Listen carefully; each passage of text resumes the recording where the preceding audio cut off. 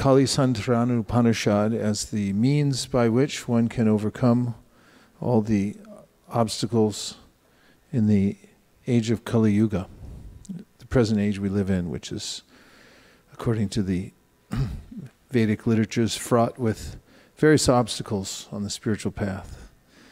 So one can remove all those by using one's tongue to chant the Mahamantra.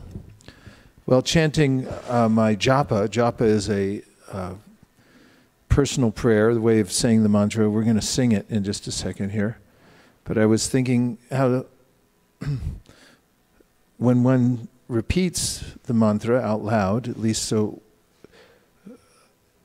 one can hear it for oneself, it's a very deliberate thing to actually enunciate some words, especially when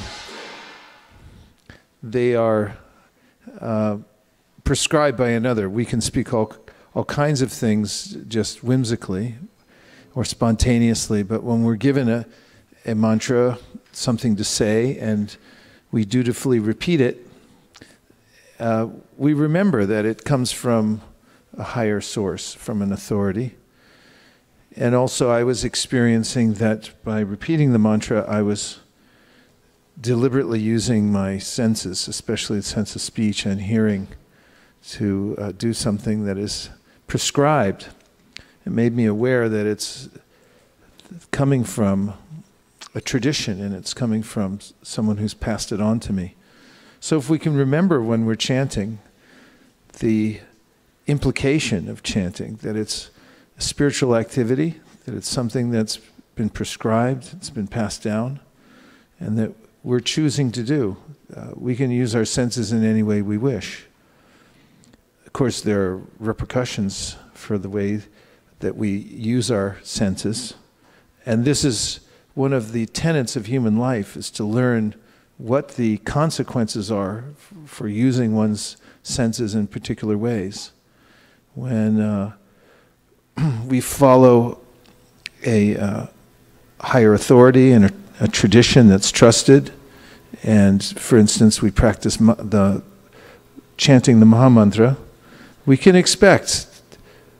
would expect from what's promised that the results would be favorable to us. And for those who do try this earnestly, there are great reviews.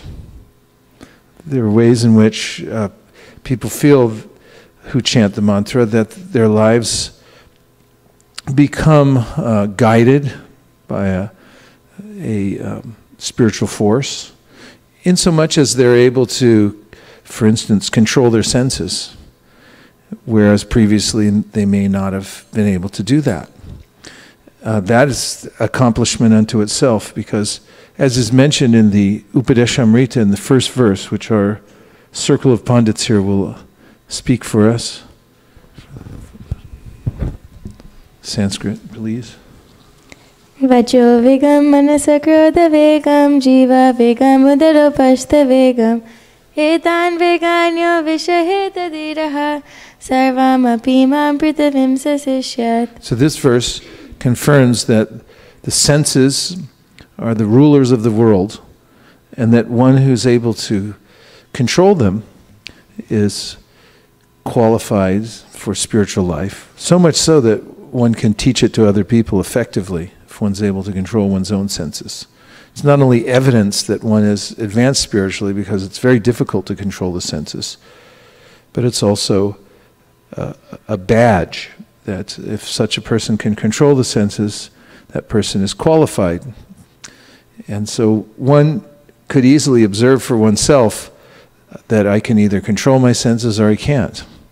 And if we see in ourselves that we're able to control the senses by adhering to the process, especially of chanting the Mahamantra and listening carefully to the sound vibration, then we can perceive that this is a very effective course to advance spiritually, as confirmed from that verse, the Vacho Vegam Manasakrodha Vegam.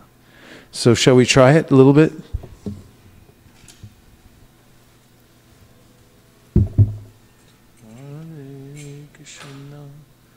Hare Krishna. Namo Vishnupadaya Krishna Peshtaya Bhutale Shri Swami Niti Namine Namaste Saraswate Deve Gauravani Pracharine Nirvishesha Shunyavadi Paschatya Deshatarine Jaya Shri Krishna Chaitanya Prabhu Nityananda Shri Advaita Gadadhara Shivasari Gaura Bhaktivinoda. Now for anyone who's joining us for the first time here in the live studio or online, this is a meditational process. It's done through call and response. So I'll sing the mantra out loud and you can listen and afterwards repeat it as a group. And just listen to the sound of the mantra.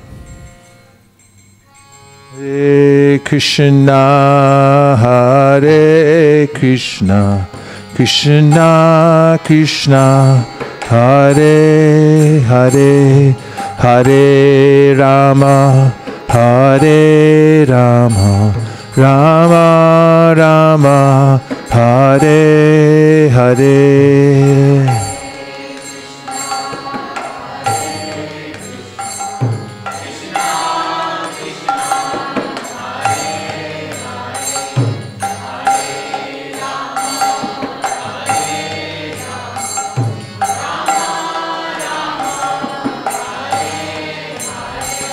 Hare Krishna, Hare Krishna, Krishna Krishna, Hare Hare, Hare Rama, Hare Rama, Rama Rama, Hare Hare.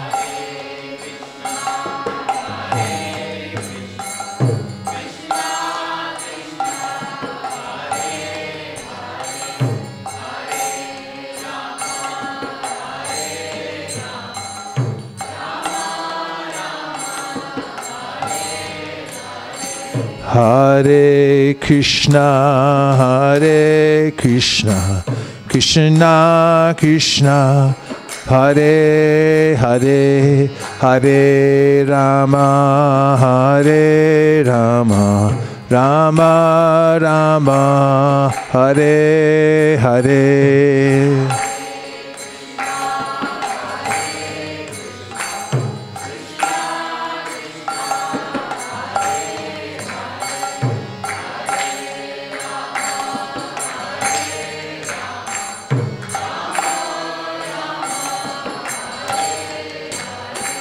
Hare Krishna, Hare Krishna, Krishna Krishna, Hare Hare, Hare Rama, Hare Rama, Rama Rama, Hare Hare.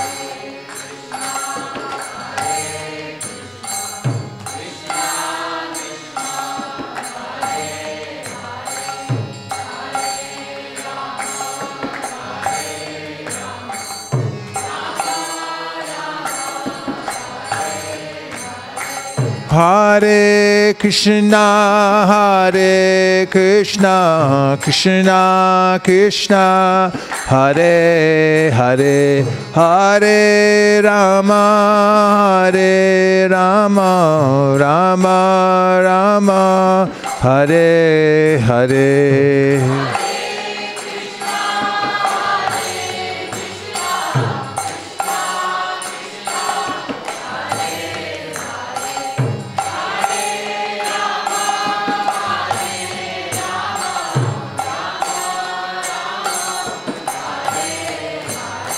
Hare Krishna, Hare Krishna, Krishna Krishna, Hare Hare, Hare Rama, Hare Rama, Rama Rama, Hare Hare.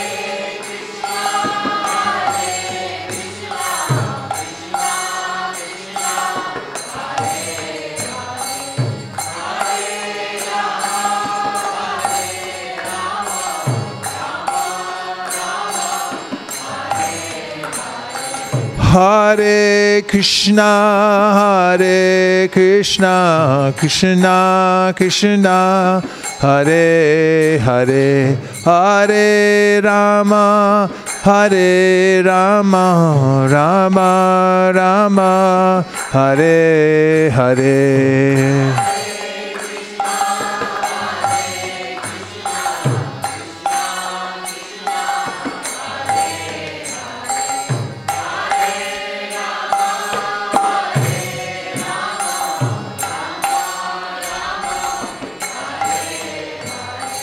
Hare Krishna, Krishna Krishna, Hare Hare, Hare Rama, Rama Rama, Hare Hare.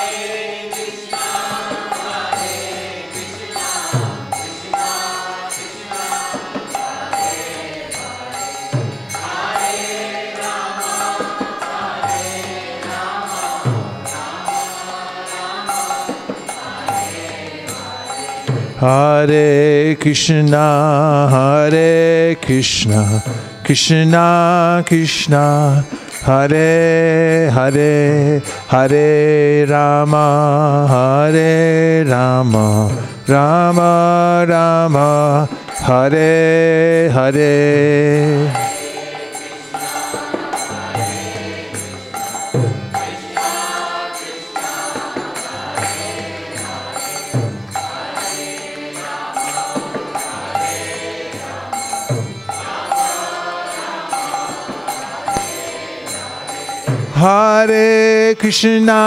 Hare Krishna, Krishna Krishna, Hare Hare, Hare Rama, Rama Rama, Hare Hare.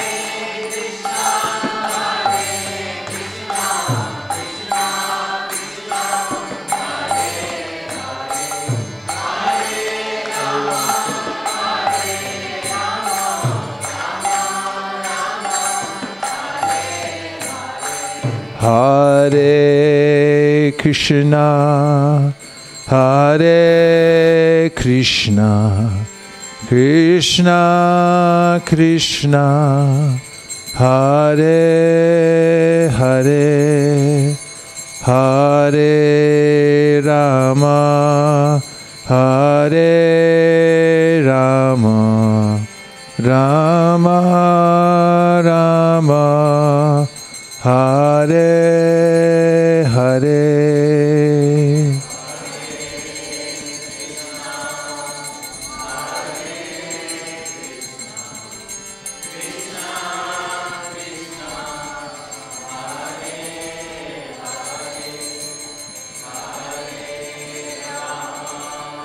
Hare Rama Rama, Hare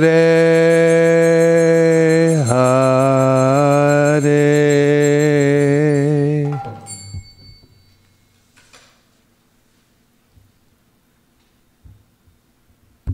I offer my respectful obeisances to my spiritual masters, Divine Grace A.C. Bhaktivedanta Swami Prabhupada. So we'll talk about several principles tonight through which one can enhance one's life, which means really one's spiritual life, because real life means spiritual life. We're not meant for the material world, although we tolerate it, and some way or another we become inventive and we learn how to get through it. But our main pursuit in life is how to advance spiritually. And I want to talk about a few principles that Krishna discusses in the Bhagavad Gita that are favorable to spiritual life or that are also a symptom of one who's advancing in spiritual life. So the first one is friendliness. This an interesting word, which we can look at the etymology of in our new etymological dictionary. So, imagine if you're traveling somewhere, and what city are you from Vaisesika? What's it called? I can't hear. St. Petersburg, that's a famous city. Okay, say you're traveling somewhere in the world that's not St. Petersburg, like, for instance, which parts of America have you been to? Salt Lake City? Okay, let's say you're in Salt Lake City. You've been there? Okay. What parts have you actually been to in America? Portland, Oregon, of all places. Okay, say you're in Portland, Oregon. The state flower is the rose, I think. And you just happen to hear somebody speaking your language and your dialect. Because, it's not an overly ethnic city that I know of, but if you hear somebody speaking your language and it sounds like where you're from, in St. Petersburg, can you distinguish the dialect or the accent from St. Petersburg as compared to other parts? In America, there's a southern accent, there's a northern accent, there's a New York accent, so forth. So let's say you're traveling some foreign place, and then you recognize the language that would be very easy to pick up, and maybe even the dialect that sounds like the region you're from. Then you feel a connection to those people. You might even, hey, St. Petersburg, that's where I'm from. You make a connection because you have something in common. We, as living entities, look for commonalities. It's not just humans. Have you noticed it in animals too? Is there an old saying, something about that? About birds? Birds of a feather? Correct. 5 points. Birds of a feather flock together. So I was looking out my window. I can see a lot of trees and area in the sky from my dining room window when I was looking out. I was just noticing that the birds hang out with their own kind. The blackbirds hang out with the blackbirds, and the seagulls, they fly with seagulls, geese with geese. I don't see geese and crows hanging out together. Crows like their own. So we look for commonalities. Of course, in the material world, there's nothing that's common because there are differences everywhere. And the main commonality we find on the spiritual platform. Therefore, one of the most famous verses, which Vidya Vinaya Sampane, Mukharavinda will produce for us, is the symptom of a learned person is that he or she sees the spiritual nature of every living being. So this is 5:18. The translation is, the humble sages, by virtue of true knowledge, see with equal vision a learned and gentle brahmana, a cow, an elephant, a dog, and a dog-eater outcast. So this is the nature of a learned person, sees the commonality. So just as if you're in Portland, Oregon, you hear somebody speaking your language, then you might feel an immediate connection. So a person who's enlightened feels a connection to all living entities because that person who's realized that he or she is a spirit soul and not the body relates to people on a spiritual level and therefore feels a friendship, a natural friendship towards other living entities, just the same way as you would feel a natural friendship to somebody that you met from your own, that has something in common with you. You might even notice it right away and be attracted to relating with them as a friend, because there's a commonality there. So this is something that Krishna mentions in the Bhagavad Gita in several places. One of the places is in the 11th chapter. If you look at the very end of the 11th chapter of the Gita,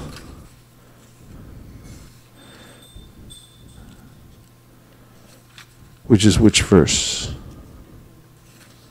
55.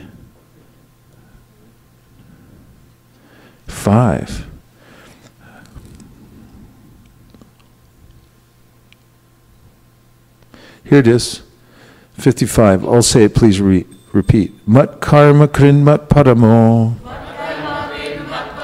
Mat bhakta sangavarjitaha. Nirvaira sarvabhuteshu. Yasamameti pandava. And the translation is, my dear Arjuna, he who engages in my pure devotional service, free from the contamination of fruit of activities and mental speculation, he who works for me, who makes me the supreme goal of his life, and who is friendly to every living being, he certainly comes to me. Friendly to every living being. That's kind of nice, isn't it? And find in the 12th chapter where Krishna says that too. So he says it in several places, that this is the nature of somebody who comes to him. And also in the 12th chapter, Mukaravinda will produce this verse in which Krishna says,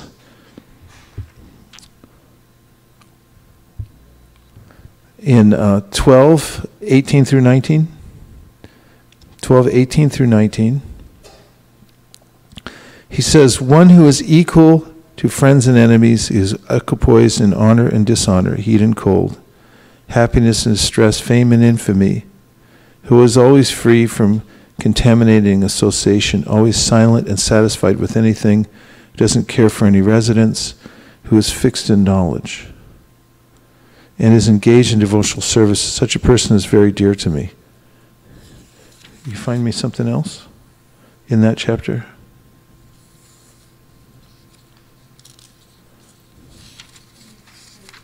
Here it is. It's 13 and 14. 12, 13, and 14 starts off, one who is not envious but is a kind friend to all living entities. See? Proof positive. Right there in the Bhagavad Gita.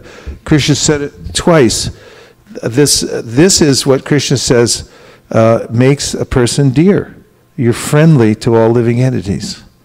One who is not envious but is a kind friend to all living entities. Such a person is very dear to me. So this is the first principle that is extremely important, to be friendly. And when you see living entities as spiritual beings, and you recognize your commonality with them, and you're not envious of them, and the reason to be not envious is that the world is in perfect control. Krishna is fulfilling the desires of every living entity, and therefore, one needn't worry if someone appears to have more than us, or less. We shouldn't also try to become envious and dominate them because they appear to be not as well off materially speaking as us. We see them as being in perfect harmony with the world, which is controlled by Krishna. In fact, this is mentioned in the Chaitanya Charitamrita, that a person should see that the world is in perfect order. It may not be working according to my plan. Is that possible? Very possible. I may have one plan and it's going in a different direction, but it is definitely working in perfect order. It's just that my plan isn't completely aligned with Krishna. Therefore, Krishna says to relieve that situation, just surrender to me and my plan, and make my plan your plan. Then you won't feel it as much. The changes. So, friendliness. And this can be practiced, of course not artificially, but if we follow, which, what is the word in the Sri Upanishad for following the authorities who describe how living entities are spiritual? Yeah, very good for 10 points. You got 15 over there now. Okay, so 10 points. And the verses in the Sri Upanishad 6 and 7 talk about the ways that we should see all living entities as spiritual sparks, as quality one with the Lord. And in that way, we become a true knower of things. And that we should also do it systematically. Anupashyati, thank you, means that you should follow the instruction of the Shastra. Anu means to follow. And pashyati means you should see like that. So adjust your vision to see that living beings are spiritual beings. For instance, the other day I saw an earthworm crawling across my garden. He was going across the pavement. And I felt a kind of kinship with him. I mean, as an earthworm, so he doesn't have really the same shape as I do.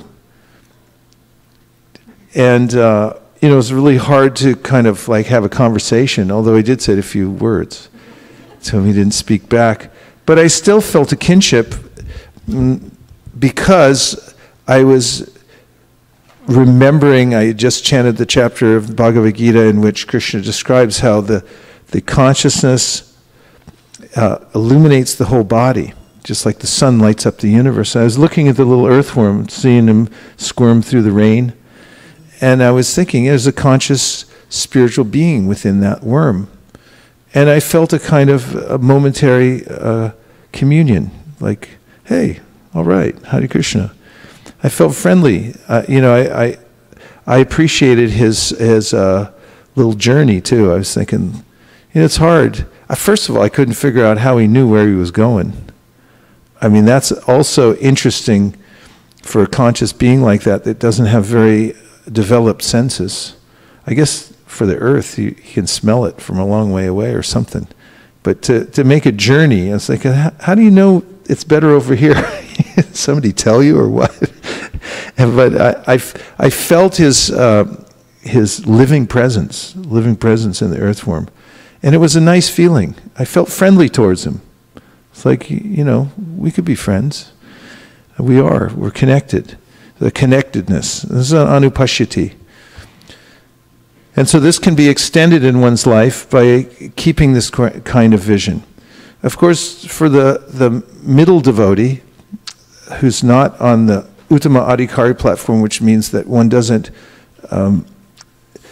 naturally see this, but sees it through the eyes of Shastra, one should interact with the world in deliberate ways, and the ways in which we're enjoined to interact with various kinds of people, as an example, is that when we find those who are spiritually minded, they're devotees, that they're worshiping God in some way, then we should make friendship with them. Appreciate that we're kindred souls. And for those that are innocent, they're not really aware of spiritual practice, but they have nothing against it, they're open, then we should give kripa or mercy to try to do some good for them, help align them with the way in which they can become connected to spiritual practice.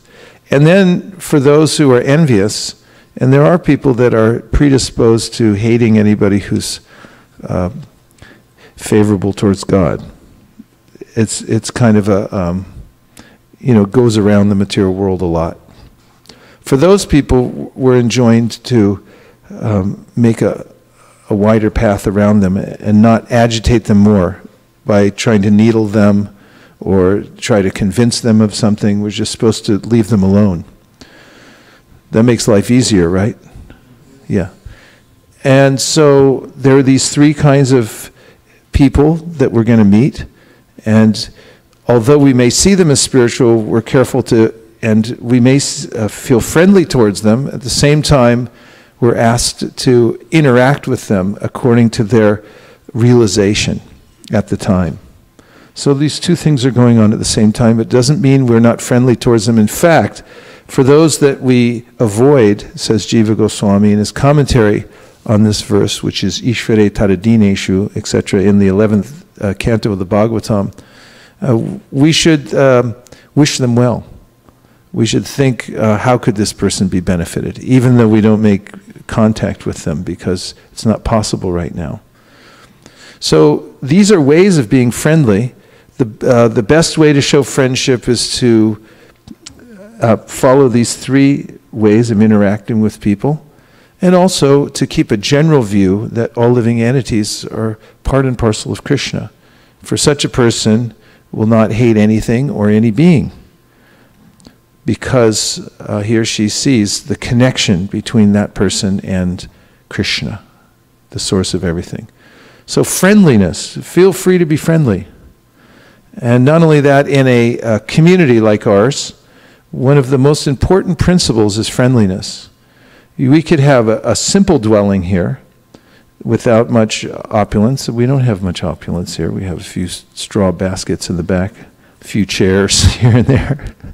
Of course, we have the most opulent, beautiful deities and so forth, but it's not a big castle that you can see from the 101 freeway from 5 miles away or something like that.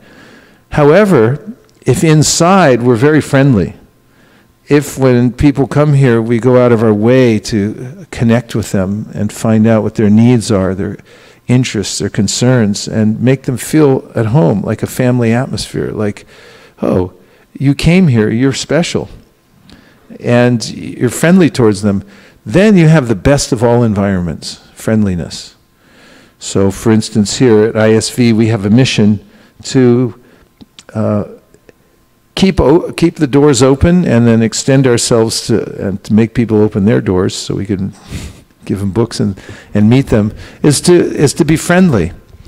Find connections with people and make friends with them. And all good things happen from that. When people come, especially to a place like this, they might wonder, what's going on here? And it might seem disorienting, a little bit different from what they're used to.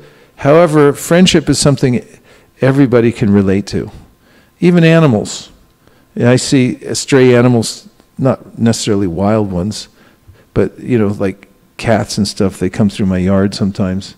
And I'm just friendly to them. They look at me like, my friend, or are you going to try to kill me or something? And as soon as I extend a little friendship, then, they like it. They go, okay. They relax. They're okay. And they even reciprocate by, saying, thank you very much. I like you too. So living entities respond to friendship and friendliness. And Krishna likes it, to be friendly towards our living entities. By the way, where's the word come from, Shraddha? Let's hear the etymology. I found a new etymological dictionary. So I'm reading from etmyonline.com. And for friendliness, actually it gave many words, quite a few. Like cordiality, amicability, benignity, homeliness, hospitality, neighborhood. And then I found one called xenia, which was xenia. And for xenia, it says that it, related to the word guest, and from the Pai root, which is the Proto-Indian root, it comes from Goshti. Goshti from Sanskrit. From Sanskrit, yeah. And Goshti means? Goshti actually was stranger, guest, and host. Those are the 3 words it said. Okay. Which reminds us that in very advanced cultures, when a guest comes to your home, even if it's an unknown person, then you extend hospitality and you take care of them. In fact, in Indian culture, it's considered that an uninvited guest is one of the incarnations of Krishna. So you should worship that person, take care of him or her. Yeah. Yes? Yeah, and some of the words were related to love also, like friendliness was also related to the word love. Okay. Some of the words. And what is the definition of the word? It actually doesn't give the definition. Well, just look in the dictionary. Yeah, so I did have the dictionary up there. And but for friendliness, it just says you to behave in a friendly manner, and then yeah, and then friendly says kind and pleasant. they were friendly to me. Like Kind she gave me and a pleasant. friend, kind and pleasant. Okay, that's a good idea. Yeah, and then Be kind and pleasant towards others. Yeah, yeah, and then friend. Actually, the origin of the word friend is it's from German origin, and related to Dutch vriend and German Freund. Freund, Yeah. Freund. Freund, and then also from Indo-European root, meaning to love. To love. Yeah. Okay. And so it's really, if one is evolved spiritually, it's not an artificial kind of love. What do you have there? We say Gopa Vrinda, so Vrinda is Vrind. So Gopa Vrinda is like Vrind. all the friends Okay. of the Gopas. So the idea is there. So that's the first principle. So feel free to be friendly, and also go out of your way to be friendly, especially here at ISV. This is the most important aspect of our community here, is friendliness. So there are ways in which you can feel free to extend yourself to others and be friendly towards them. Not just people who walk in the door for the first time, but everybody. And also remember that everybody needs friendship. Human beings don't do well in isolation. The science of sociology talks about this, about how we're dependent on others. And the more that we support one another in friendship, the more we can thrive. So everybody's struggling in this world. And if we remember that, and we extend our friendship, our love, try to encourage and help people and support them when they need it, emotionally and otherwise, this is a kind of friendship. And this is what makes a community very attractive. Okay? So what was the first point? Friendliness. Okay. Be a kind friend. Krishna says, we read in the Bhagavad Gita, Krishna says that he gives this instruction. He said, be a kind friend to all living entities. Such a person will be eligible for spiritual advancement. And he also said that such a person is very dear to me. One who is not envious, but is a kind friend to all living entities. Such a devotee of mine is very dear to me. So Krishna likes it when you're friendly. Okay, so before I go into the next one, I have 5 altogether. Let's hear some reflections on friendliness.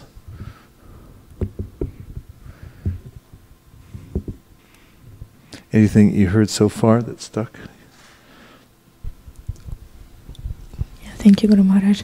That's I like your example with a worm. How you establish connections with that worm, and how do you feel it? It takes, I think, I don't know, it should be on that level, or it takes practice to be attentive to all, not only to humans, to all living entities, and try to feel what they feel and what's there, to respect also them. Yeah. You know, somebody who sees the spiritual spark within every living entity will respect all life, be deeply appreciative that is a living entity that's just like me. Same spiritual level, and that Krishna is there too. Wherever the living entity is, Krishna is also there within the heart. So the world is actually a sacred place. And as described in the Srimad Bhagavatam, the entire world, the earth, the universe, it's really an external body of God. So it's a sacred earth. What to speak of the living entities who are not dull matter, they're actually spiritual beings that are part and parcel of Krishna. What other things did you hear? Yes. Human beings don't do well in isolation, and we all need friendships. That's right. Human beings require various relationships in order to survive. Human beings, when they're isolated, don't do that well. Yes. So that bodes well for spiritual community also. If you build a community that's based on spiritual principles, the idea of friendliness, kindness, extending yourself is extremely important. It should be even more prominent in a spiritual community, going out of your way to be kind and pleasant to others. Hey, welcome. Who's on the phone? Somebody shoveling snow somewhere. Okay, go ahead. Just a little different context, but I was remembering in your book, Our Family Business, you mentioned this. The nectar of devotion, Srila Prabhupada describes two ways in which a devotee becomes an intimate friend of the Lord. The first is to act as the confidential servant of the Lord, and the other is to act as the well-wisher of the Lord. Yes, and one of the ways to do that, as mentioned there, is to distribute knowledge about Krishna. That's how you're considered a friend. So we always say that distributing Bhagavad Gita, for instance, which all of you do, going here, there, you put yourselves out, literally, into the great wide world, and you distribute Bhagavad Gita. This is a kind of a friendship, a way of develop friendship with Krishna. From the Pundit's Pit over here, I quote a couple verses that support the ideas of seeing all living beings spiritually and therefore not hating anyone or any being, etc. Yasmin sarvani bhutani atmaiva bhutvijanatah tatra ko mohakashoka ekatvam anupashyatah. One who sees all living entities as spiritual sparks, as quality one with the Lord, is a true knower of things. What then can be illusion or anxiety for him? Yeah, let's look at the verse, please. Thank you. This is number 7. She just quoted from the Ishopanishad. Isho mantra 7. Yasmin means in the situation, sarvani, all, bhutani, living entities. So it means all living entities. And Atma, the Chitkana, or spiritual spark. So this Chitkana means that the living entity is of a specific nature. It's spiritual, and it's called Chitkana. It's a particle of consciousness, and it's connected eternally to Krishna. It's simultaneously one and different from Krishna, Chitkana. Eva, only, Abhut, exist as, Vijanataha, one who knows. Tatra, therein, ka, what? So this question is being asked that what kind of illusion or anxiety could a person who has this vision be in? Because ekatvam, such a person sees the oneness of all living beings, anupashyataha, one who sees through authority or one who sees constantly like that.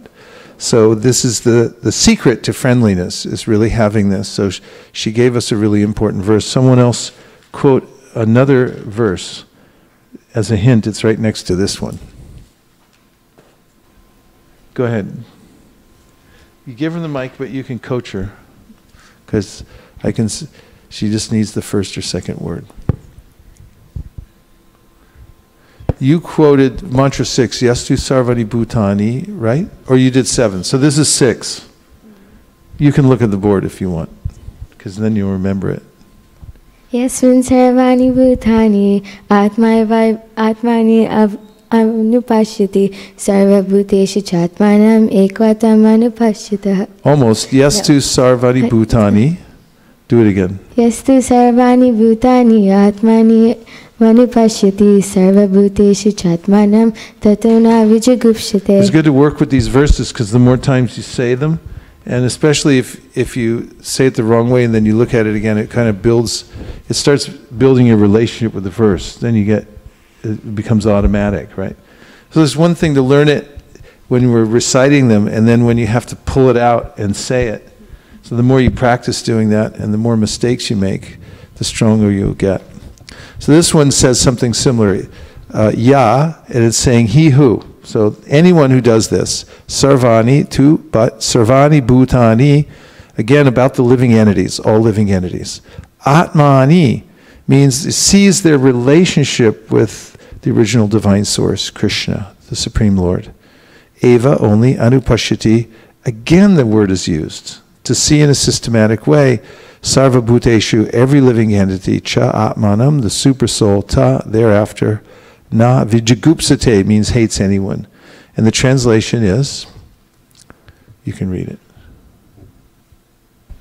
He who sees systematically everything in relation to the Supreme Lord, who sees all living entities as his parts and parcels, and who sees the Supreme Lord within everything, never hates anything or any being. Yeah.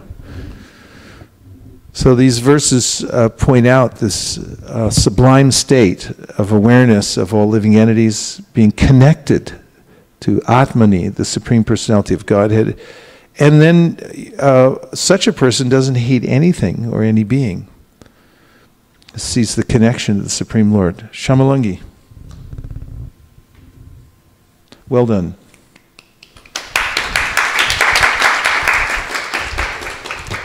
So I just came across another verse which has something, which has a similar meaning, because we have Bhakti Vaibhav exam this Sunday. So there is one verse from Chaitanya Charitamrita. Sthabor jangom dekhe na dekhe tar murti sarvatra hoy nijo ishtadev spurti. So like Mahabhagavat, he sees everything living and non-living, but actually he doesn't see the form. He sees the super soul within every living entity. I'm not exactly sure of the whole meaning, but yes, nice. So this universal vision, seeing everything connected to the Supreme Personality of Godhead. Other thoughts about friendliness before I move on to the next point? What does it mean, friendly? Be kind and pleasant? Yes. 1, 2. Be attentive. Attentive, yes.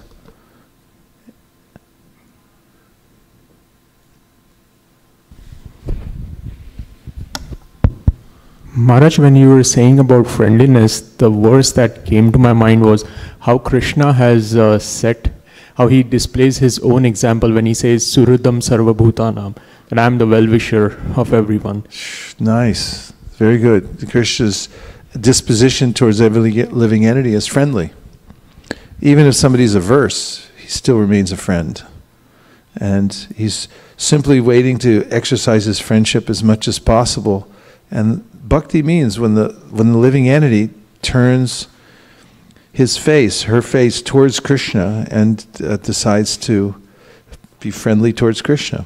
This is mentioned in the Srimad Bhagavatam. Bhayam dvitiya binibeshata syad ishad apetasya vipariyadyo smriti tanmayato tan buddha abhajetam bhaktyaika yesham gurudevatatma. This verse says that the source of fear in this world is forgetting our connection with Krishna and seeing that anything separate from our original divine source, Krishna. When we lose that sense of connectedness towards other living beings, we don't see that they're connected to God, we don't see other things connected, or we see this body as, we think this is myself. And I make that illusory mistake, then bhayam, fear arises. And then I develop a competing mentality with Isha, who's the Supreme Controller. I'm definitely not the Supreme Controller, but there is a Supreme Controller, and if I cooperate with him, then life is a lot better. And then it says, Tanmayata Buddha Abhajetam Bhaktyaika Yesha Gurudevatatma. The solution really is to give your full attention. You mentioned this. Give your full attention, one pointed attention, towards Isha, towards Krishna.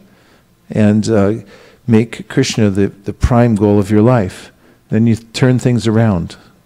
It's something that anyone can easily do. Okay, yes?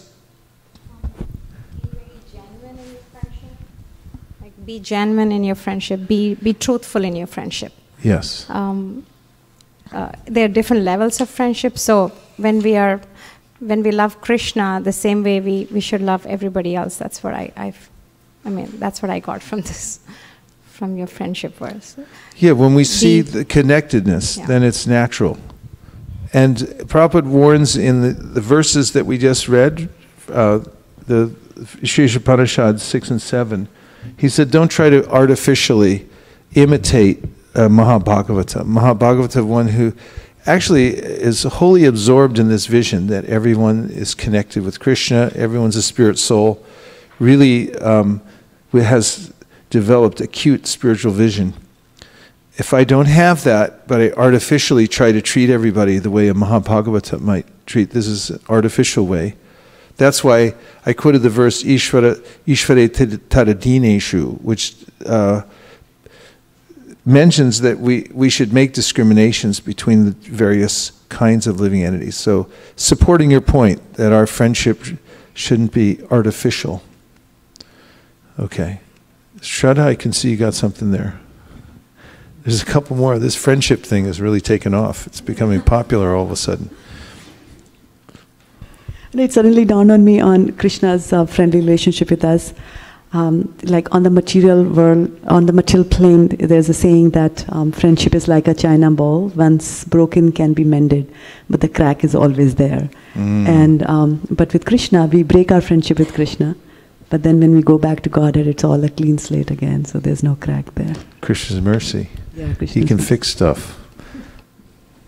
Yeah, there was a couple more. 1, 2. Oh, there's a lot. 1, 2, 3. Maharaj, from Karthik month chat, one verse popped in my mind. Yogi Yukta Vishuddhatma Vijitatma Jitendriya Sarva Bhutatma Bhutatma Kurvana Pinalip. Yeah, let's put it up. That's a really good verse to look at. Tell us the verse number, please. 5 dot something. I don't know. We'll get it.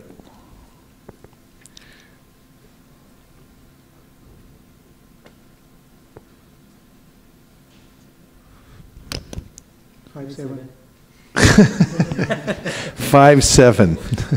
Tie goes to the runner. Okay. Yoga Yukto Vishuddhatma. Please repeat. Vijitatma Jitendriyaha.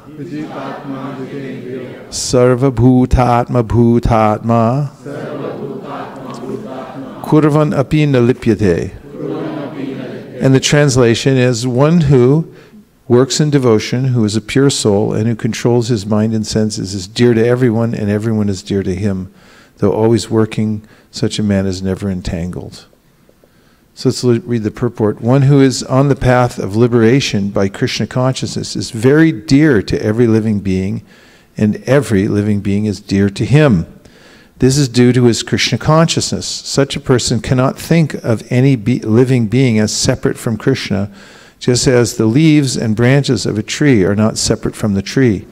He knows very well that by pouring water on the root of the tree, the water will be distributed to all the leaves and branches, or by supplying food to the stomach, the energy is automatically distributed throughout the body. Because one who works in Krishna consciousness is servant to all, he is very dear to everyone. And because everyone is satisfied by his work, he is pure in consciousness. Because he is pure in consciousness, his mind is completely controlled. And because his mind is controlled, his senses are also controlled. Because his mind is always fixed on Krishna, there is no chance of his being deviated from Krishna. Nor is there a chance that he will engage his senses in matters other than the service of the Lord. He does not like to hear anything except topics relating to Krishna. He does not like to eat anything which is not offered to Krishna. He does not wish to go anywhere if Krishna is not involved. Therefore, his senses are controlled. A man of controlled senses cannot be offensive to anyone. One may ask, why then was Arjuna offensive in battle to others? Wasn't he in Krishna consciousness? Arjuna was only superficially offensive because, as has already been explained in the 2nd chapter, all the assembled persons on the battlefield would continue to live individually as the soul cannot be slain. So spiritually, no one was killed on the battlefield of Kurukshetra, only their dresses were changed by the order of Krishna, who is personally present. Therefore, Arjuna, while fighting on the battlefield of Kurukshetra, was not really fighting at all. He was simply carrying out the orders of Krishna in full Krishna consciousness. Such a person is never entangled in the reactions of work. There were 2 more points, and then we'll move on. We're in there? Okay, oh yes. Govindacharan Prabhu. Hare Krishna Prabhu. Hare Krishna. So as soon as Srivas Pandit Prabhu walked in, I was reminded of this verse. I felt illuminated also. I was automatically reminded of this verse which talks about friendship and which is one of his favorite verses. So I thought of sharing that. This is a verse by Parikshit Maharaj. he's paying obeisances to the Brahmanas. This is in the first canto of the Bhagavatam. He says, Punascha bhuyat bhagavatyanante ratip prasangasya tada shriyeshu mahatsu yamyam upayame srishtim maitri astu sarvatra namo dvijebhyah. He says, praying obeisance to the Brahmanas. If you have to take birth again in this material world, he's asking for three things. One is attachment to the Supreme Lord. Second is attachment to his association of his devotees. And third is friendly relations to all living beings. Nice. I like that. Thank you. Praise for friendly relations with all living beings. That's so nice, isn't it? We can really do this, can't we? I mean, it makes life infinitely interesting if one makes this a goal of life, to see everyone's connectedness with Krishna and makes appropriate friendships with them. Tries to be kind and what was the other thing? Pleasant? Kind and pleasant. Okay. Was Arjuna kind and pleasant on the battlefield? No, he was. Actually, that was a point that, and this is a hard point for a lot of people to get, because it's either black or white. But we're a mixture, meaning that we're in a bidimensional universe. We're spiritual beings, but we're ensconced in matter. And part of that is there are social obligations, and there are ways that we have to perform certain duties because of our entanglement in the material world. It's complicated. It's complicated.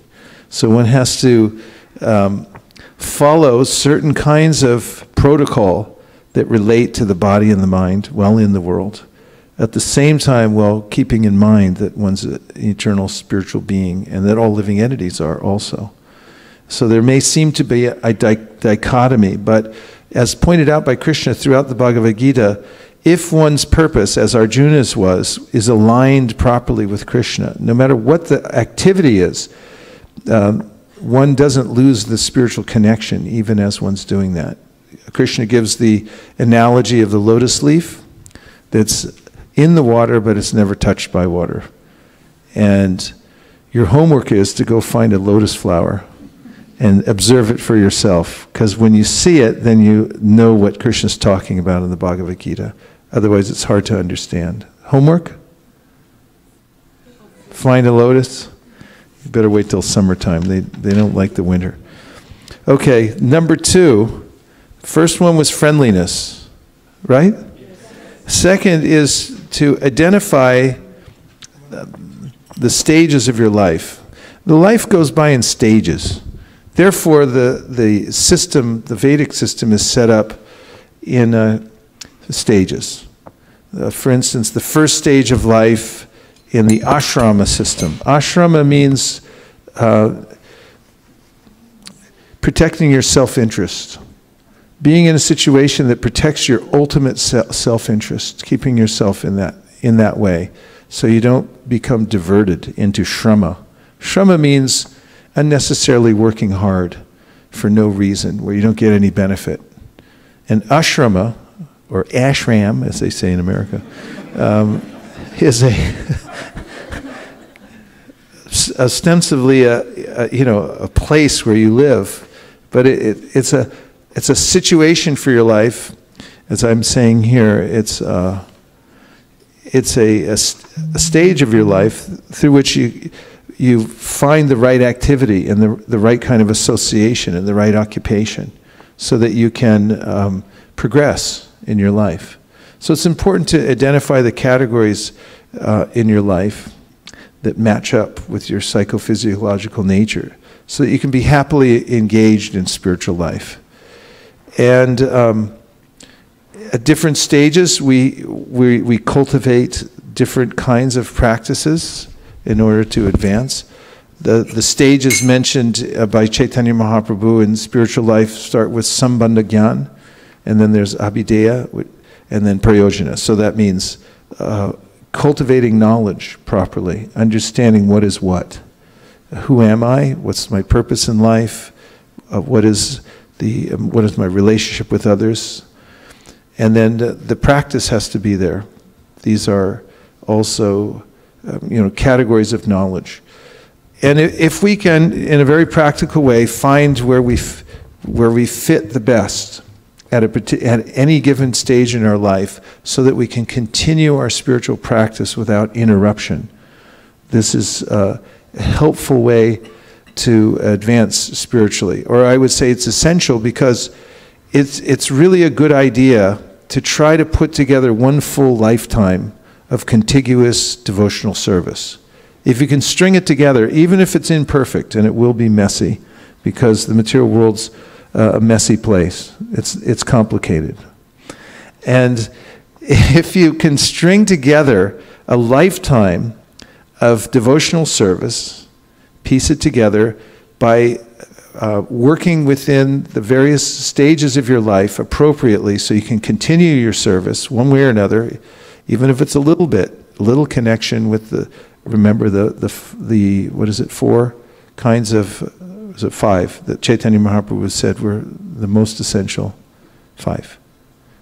Yeah, then you'll be successful. So stages are important. Find out where you're at, and find out how to engage yourself appropriately in your particular stage of life. And then when the transition comes and you need to move to a new stage of life, then don't freak out. That's one of the things that throws people off oftentimes, is transition. They think that I'm moving from this to that, and therefore now I'm not worthy, or things are different, or I can't handle change.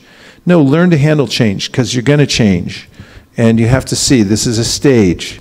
And in this stage, I do the best I can with what I have in this situation, and stay strong and connected as much as possible. And then when the next opportunity comes, take advantage of that. So stages. Take advantage of the stages of your life. And if you're teaching Krishna consciousness to others, for instance, in a community like ours here, we need to accommodate people according to the stage they're in. So like some people are beginners, like it's the first time they've ever come. So if you try to put a beginner along with intermediates and advanced people who are practicing things they don't even understand, then they won't be successful. You have to accommodate them, and you have to have a beginner's place. When I was a kid, when my mom first took me to the swimming pool, learn how to swim, I remember there was a baby pool and an intermediate.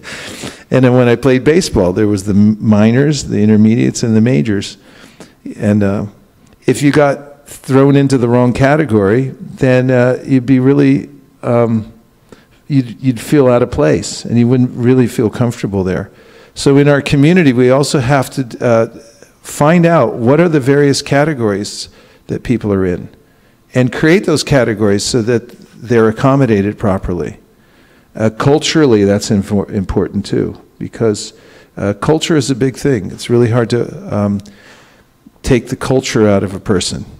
So if you put, for instance, if you put a red-legged frog on the 101 freeway, he won't be very happy. But if you put him in a little pond with reeds and stuff like that, then he'll start croaking away. Give him a few dragonflies, he'll be even happier. So all living entities have to find their category. And this is important for spiritual advancement. Find what category you're in, and make the best of it while you're in it. And it doesn't matter what category you're in. It just matters how much you take advantage of it when you're in it. And again, to reiterate, for a spiritual community like ours, it's important to identify the categories of need that people have, their needs, interests, and concerns, and create an environment for them, a habitat where they can survive. So that's number 2. What was number 1? Be friendly. We're just trying to be friendly. Okay, and number 2? Categories. It's really about categories. Make the best use of categories, fit in the right category, and also accommodate other people's categories. Find out what habitat they need and create it for them. That's what spiritual community means, to be accommodating to people's categories according to their needs, interests, and concerns. Should I take reflections on this one? Yes. That's the answer. Please. Questions are the answer. So the question actually relates back to, you said if one's purpose is aligned with Krishna, and for whatever reason I stopped writing at that point, but you said that if somebody is aligned with Krishna, I'm assuming the point was that you grow if you're aligned. Yes. Okay. That's true, yeah. So the question is, would you say that it's better if we recognize that there's something that we're getting a lot of input on, that we should focus on that one thing that we should grow on? Or is it a better idea to try to focus on the culmination of a bunch of different things that we recognize that we need to work on? I'm not sure I understand your question. Could you restate it in a more succinct way? Sure. Is it better to focus on one thing at a time? Well, you have to have both. It's like when you're walking upstairs. You do look at the stairs that you're stepping on, but you also have to be aware that you're going upwards and that there's a goal at the end.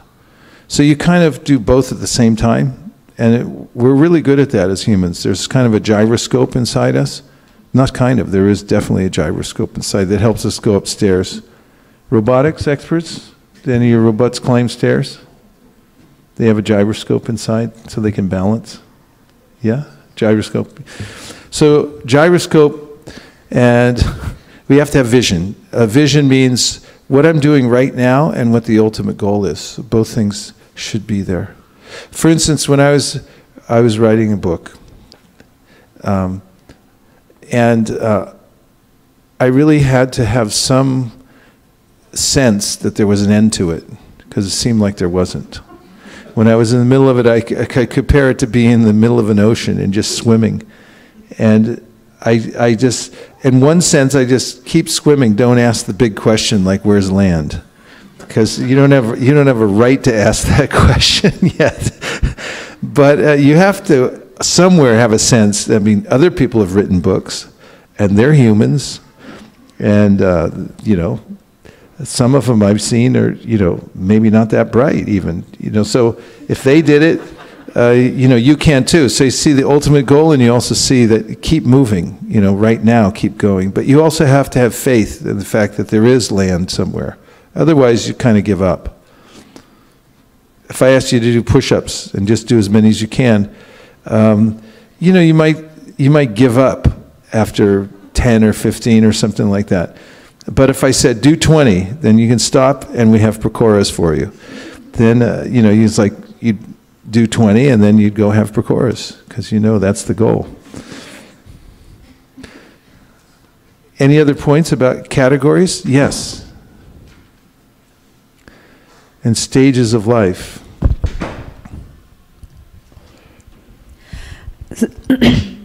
So Maharaj, about transition, I was just thinking that change actually starts happening. Change is constant. Change is the only constant thing in this material world. It's happening all the time. And actually, in my previous company, it was supposed to be a value that we looked at in people when we were hiring them.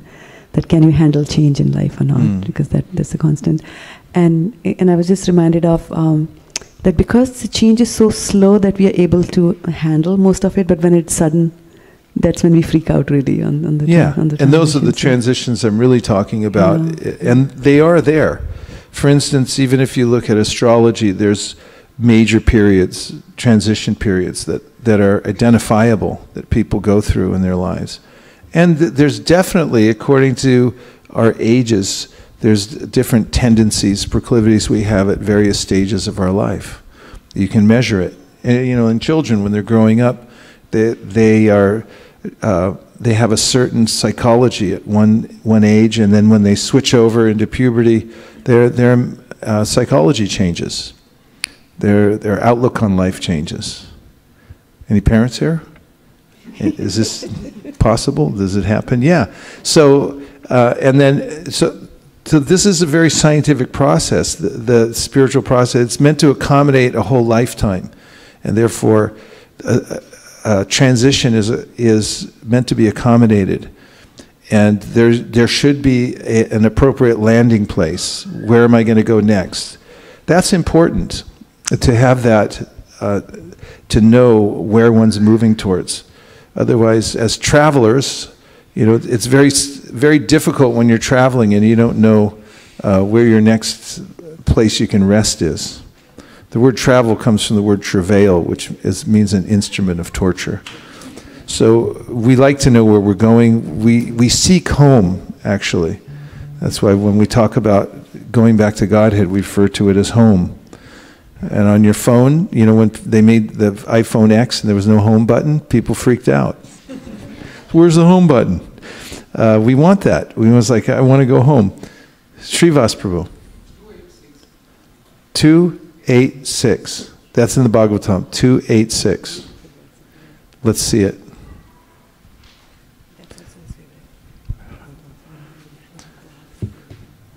(286) says, "Oh, Dautatma Purusha Krishna Pada Mulam Namunchiti Mukta Sarva Pariklesha Panta Swasharanam Yata." And this verse says, "A pure devotee of the Lord whose heart has once been cleansed by the process of devotional service never relinquishes the lotus feet of Lord Krishna, for they fully satisfy him as a traveler is satisfied at home after a troubled journey." Perfect. Thank you very much. 30 points. Okay, and then something from the internet? Okay, from the internet. A text. So Maharaj, there's one comment on the previous, on friendliness. Yes. Is it too late? Okay. So this is from Bhakt Jayant Kashikar from Boise, Idaho. Boise, we like Boise. And he said, Radhika Raman comes from Boise. He's our hero. So he says, I like the point, aligned with Krishna's plan. This, in fact, is true even in the corporate world as well. So where we say align with the corporate strategy. So having one's plan aligned with Krishna's plan is a very good idea. And since Krishna is a true friend of every living being, it automatically makes us friendly to everyone if we keep our plan aligned with Krishna's. That's nice. It's very nice. Yeah. Okay. And Hansapriya Mataji sent some. Hansapriya. On categories, actually. Okay.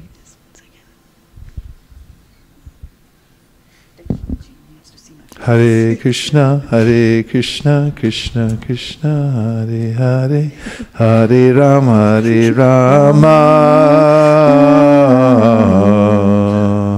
Rama Rama, Hare Hare.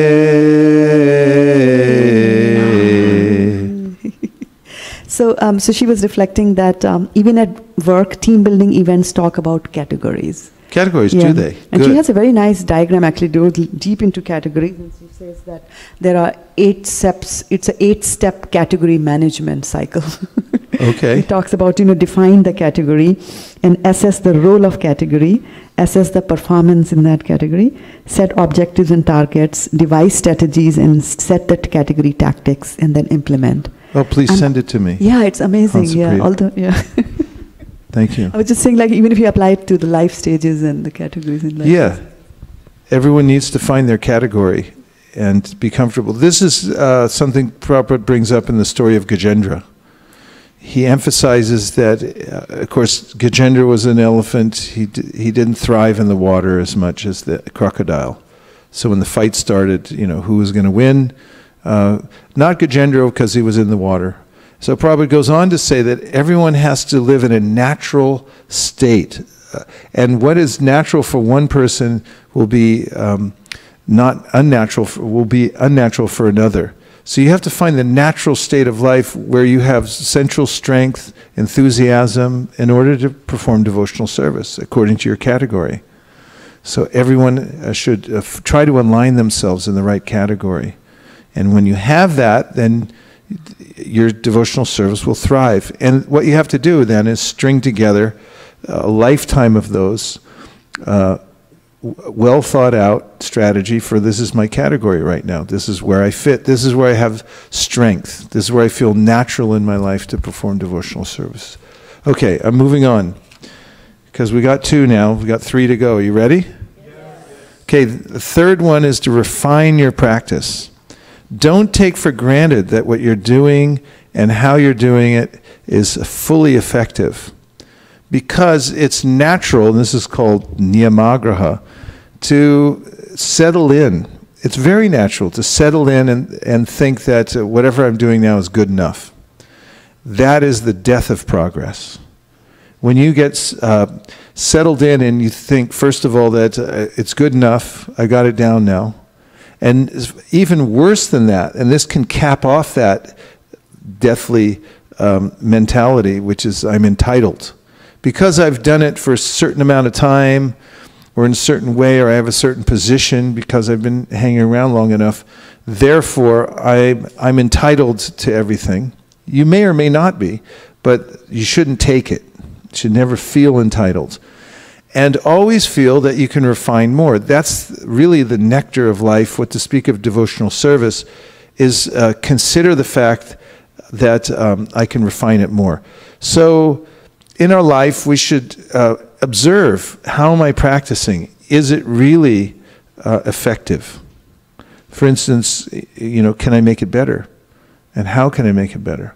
And in our community also, we may have settled into many kinds of ways of doing things. We announce things in a certain way, we interact with new people who come in a certain way. But why? Well, because we've always done it like that. However, if we look at it carefully, can we refine it? One person said yes. Okay, yeah, you can. And when you look at it and you brainstorm, we find in all different disciplines, if you look at them carefully and you go over them with people who are also practicing, who may be like-minded, who are like-minded and may be more advanced than you, they can give you tips on how to improve it. And if you observe, where are the gaps? This is one of the ways to make progress in life, is to find out where the obstacles are. And don't hide them, but rather identify them and then deal with them. Because the more that you do, the more that you'll call your progress. So the third one is to refine, and also don't assume that you're doing everything perfectly, but find out ways that you can improve on all levels, and work with the suggestions that you get and try to improve. And then you'll feel the nectar of life, because human beings like to improve, especially if they're in the mode of rajas and above. In ignorance, it's really hard to improve or even think of improvement. Any thoughts about refinement, or about, what was the other thing I said? Refinement and not taking anything for granted. Yeah. Once you think it's good enough, you're finished. You can't make any more advancement. Prabhupada said you should always have a fresh challenge. Try to rise and meet it. Try to do it better the next time. Comments, meaning reflections? Yes. Thank you, Maharaj. I actually have a question. So when we are looking at refining our practice, we look at what is going well and what is not going well. Yes. Sometimes we focus more on positive, sometimes we focus more on negative. So how do we balance both, where we feel that I'm not worthless and we don't get depressed just by looking at the things that are not working out? Well, one point is, and Krishna makes this, is when you're making a sincere endeavor, then no matter how rough it is around the edges, he appreciates it. Dadami buddhi yogam tam, and he'll give you more intelligence how to do it better and how to improve. And therefore he encourages us, neha bikramanashvasti prativayona vidite swalpamapya siddharmasya trayate mahato bhayat. He said, even if you're doing a little bit, this is really good. And the Shastra is unlimitedly encouraging, and so is Prabhupada. There's so many statements that you can, if you read regularly, you'll see that they're urging us like, any little bit is really good. And if you try to do it better, that's even better. So remember the fact that, whatever you're doing now is good and important. In fact, you can walk it way back and say, well, I'm a human being. That's a rare thing. Labvam sudurlabam idam bahusam bhavanti. Srimad Bhagavatam says, hey, be happy you're human. You have an opportunity now to inquire. And tato brahma jignasa, you can ask these questions. And there are other statements that, you reach the human form of life, it's a huge milestone. You can't even estimate how big that is. What to speak of then if you even have a little inclination towards spiritual life while you're a human? That's huge. So you can start with those, but then move up from there and keep at least a 50% reserve for feeling a little pinprick that it could be better. That's the verse we quote so many times in this class, Jata Shraddha Makatasu Nirvina Sarvakarmasu, etc. This verse talks about how one may be performing devotional service, but then isn't up to the standard that one wants to be, doesn't have the strength to do it. But Krishna says, don't become morose. But he'd say, keep a little garyan, which means a little bit of remorse that I should be better. He said, but don't get overwhelmed by the feeling that I'm not good enough and then quit. One thing I think about oftentimes when I'm faced with that conundrum is to do the best I can with what I have right now. Because there's a tendency, the mind can trick us and say that don't do anything. Because you can't do everything that you want to, or you're not up to the standard, you might as well not do anything. But devotional service is potent, and especially if you keep going. Even a small fry who keeps going. I've seen it so many times. It's like, who's that? Nobody knows. But the person turns out to be, a great hero because they kept doing their service. And that's really the secret. In fact, that's mentioned in the commentary to the verse Tate anukampam susamikshamanu bunjani vatmakritam vipakam, that tolerate whatever's happening to you and consider it the Lord's mercy, and then you'll inherit the kingdom of God. And Sridhar Swami says, main thing, stay alive. Somehow or other, stay alive. Figure out how to stay alive. Don't get knocked off your exalted position of practicing devotional service, however minuscule it may be. It's exalted. So don't get discouraged. That's a trick of Maya. Don't give up and keep going, because a big shot's just a little shot who keeps on shooting. You just keep shooting. Doing what you can with what you have right now, then you'll have breakthroughs that come by the grace of Krishna. And that happens in every discipline, but especially in devotional service. Krishna is very attentive to those who are sincerely trying. Okay, yes, another one.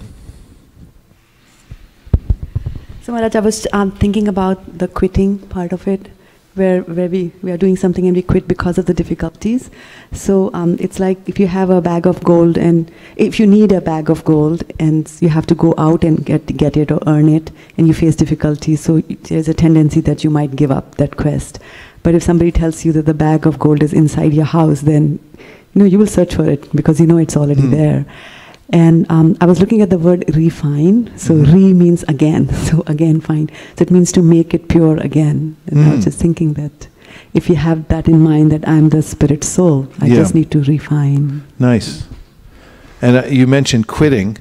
And even when you quit, sometimes people take up devotional service for various reasons. Sometimes they're born into it. And then later on they think like, am I really doing this because I want to, or because I was born into it? So then they may quit.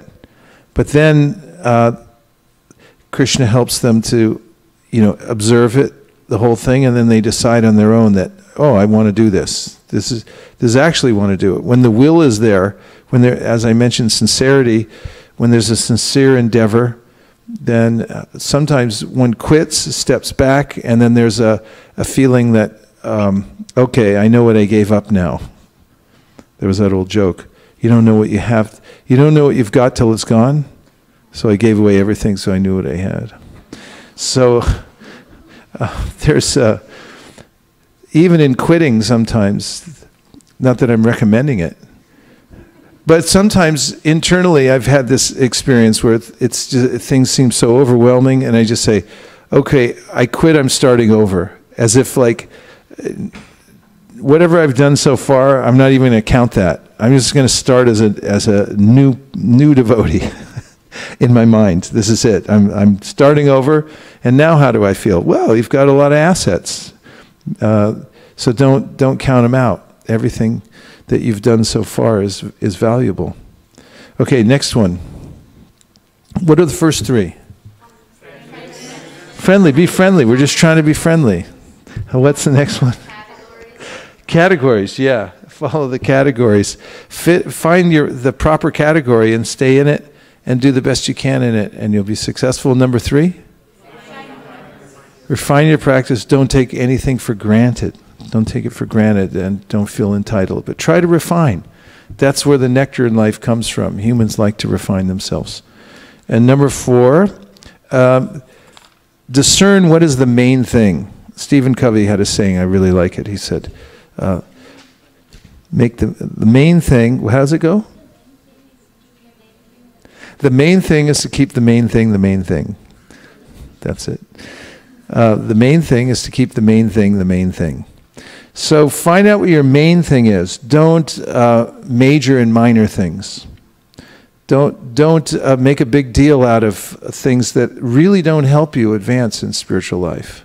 When I was driving down here, I was talking to a God brother, and he was saying, oftentimes he sees, like in social media, people complaining about this or that, argumentative mood. Not necessarily so helpful. Is there something else that could be your main thing besides complaining on the internet? Yeah, thank you. Find out which are the main things, and then major in those things. That's how you get successful. And watch out for the minor things, because they'll sneak in and they start taking a prominent role in your life, and then you feel frustrated because, I'm working really hard, I'm putting energy, but because you're doing the minor things, either doing them first, or you're concentrating on them mostly, or you're considering them the most important, then you're not feeling the reciprocation and the advancement that you should. So find out what the main things are, and then focus on them. Points? Yes. I just had a point from before where you mentioned about taking things for granted, and I was just reflecting on that, and how everything is Krishna's plan, and sometimes it's really hard to in that moment really think that Krishna is trying to help me, but later in the bigger vision you see that it was it was the best thing that was for you, the best choice. Yeah, it's a really excellent point. It's one of the hardest things to do, is to see how when your plan's getting messed up, how it's actually a higher plan. But people philosophize like that all the time. They try for it. It's there must be a higher plan to this, or something like that. But this is the quintessential attitude of a person who's properly spiritually situated. According to the verse I just quoted, Tat te anukampam susamikshimano bunjana ematma kritam vipakam. A devotee, a sincere practitioner, takes it that whatever reversals come in his or her life are coming by Krishna's mercy, and as a result of one's own activities in the world. But there's an implication there that one understands that Krishna is adjusting me. It's a cosmic sensitivity training, so that I'll come to the perfect stage of refinement through that. But you're very, very right about that. It's later on we may look back and say, if this hadn't happened, then I wouldn't have gone in this direction and found out more about my relationship with Krishna. And it's Steve Jobs said in his very famous now commencement speech he gave at Stanford. He mentioned 3 major growth periods or points in his life where he had the most growth. And they were all things that you don't pray for when you wake up in the morning. I mean, the first one was he got kicked out of his own company. Do you remember that? Were any of you around for that? You were all babies at that time. But he got kicked out of his own company. He hired Scully as a CEO, And then Scully said, yeah, we got to get rid of this Steve Jobs guy. And he was kicked out. It's like, wow, I started this in my dad's garage and now I'm kicked out. But it was a very telling moment when he described this, and I can really relate to this. He said, then I really went back to my roots. He said, why did I do this in the first place? And at Reed College, he had studied calligraphy. Did you know that? So one of the main reasons that he came up with these cool scripts, that was the first thing. I had the first SE30. You don't know what that is either. That was the first a super-powered Mac. 30 stood for how much? Yeah. I mean, that was like supercharged. You just wait for like 5 minutes for the next page to come up. It was no big deal. In any case, not to get diverted, but the point was that he went back to think, like, why did I do this in the first place? And, if we do that regularly and think, when there's a reversal, like, what am I supposed to be doing? What is the main thing in my life? It can be very clarifying. I did a piece about forest fires recently, and how actually when the forest burns, it brings out nutrients that weren't there before. It also activates seeds that don't get activated without heat, which is an interesting part of the ecosystem. They just don't grow unless the fire comes through. And there are a lot of points in our life until we experience the heat. It's a crucible. It actually purifies us, and we're able to bring out some of the points when we experience the fire that we wouldn't normally. So, yes, very important. Yes.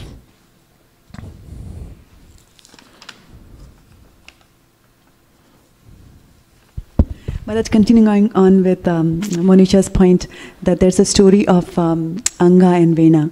So Anga wanted to complete the sacrifice, and so he wanted to have a son.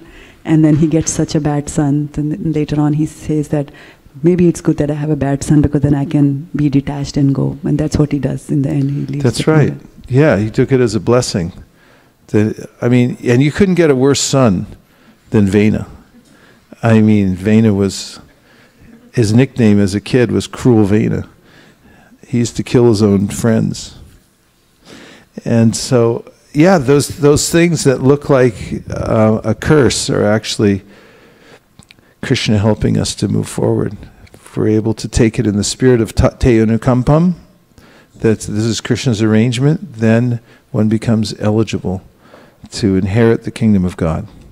And that's related to this point, I hope. Let me see. I keep the main thing. So find out what the main thing is. What are the main things? And focus on them. Major in the main things, not in the minor things. That's number 4. What's number 1? Be friendly. We're just trying to be friendly. Number 2? Categories. That's right. You guys are amazing. Okay, number 3? Refinement. Always try to make it a little bit better. It's an eternal process. We're eternally students, and we can always refine it, make it better. I love doing kinds of hand-brain exercises where you start off and you're really clumsy. Like recently I learned to juggle, and I just picked up these 3 balls. Is kind of metaphor for my life. And I was just, picked them up. At first they were flying all over the place, hitting this and that. And then, like about the 3rd day, I was able to do like 3 repetitions. Like, wow, that's amazing. How'd that happen? And then after a week, I can go like 5 times. And now it's like 100's not a big deal. It's like, give me an elephant or something. I'm ready to go. And I just remember that's like, you could do that with anything. If you find out, what's worthy, and not the jugglings, and you focus on it, you practice it, you can refine, you can get better. That's worth waking up for, isn't it? When I can get better at something, so my point is in number 4, know what you should be getting better at, and focus on that, and improve. And number 5 is the 3 S's. What are the 3 S's?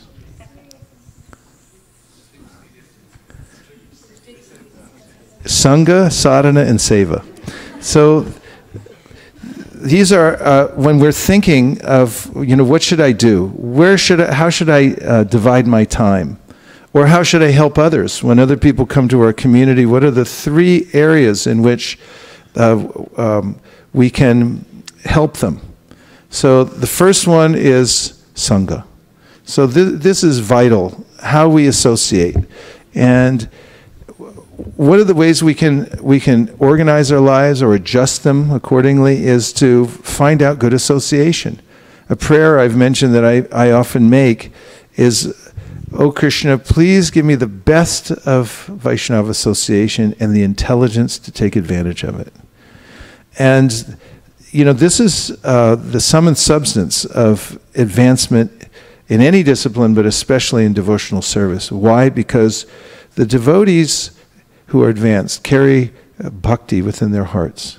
And when we come in contact with them, and especially if we render some service in the right attitude, then naturally we become advanced too. So Sangha is vital. And when, in our community, when people come, we should make sure they're getting the right kind of association, because association is vital. And the next S? Sadhana. So sadhana means that you're practicing towards a goal. And find out what the best balance of sadhana is in your day, and make sure you practice it well. I recommend an app. It's called Habit List.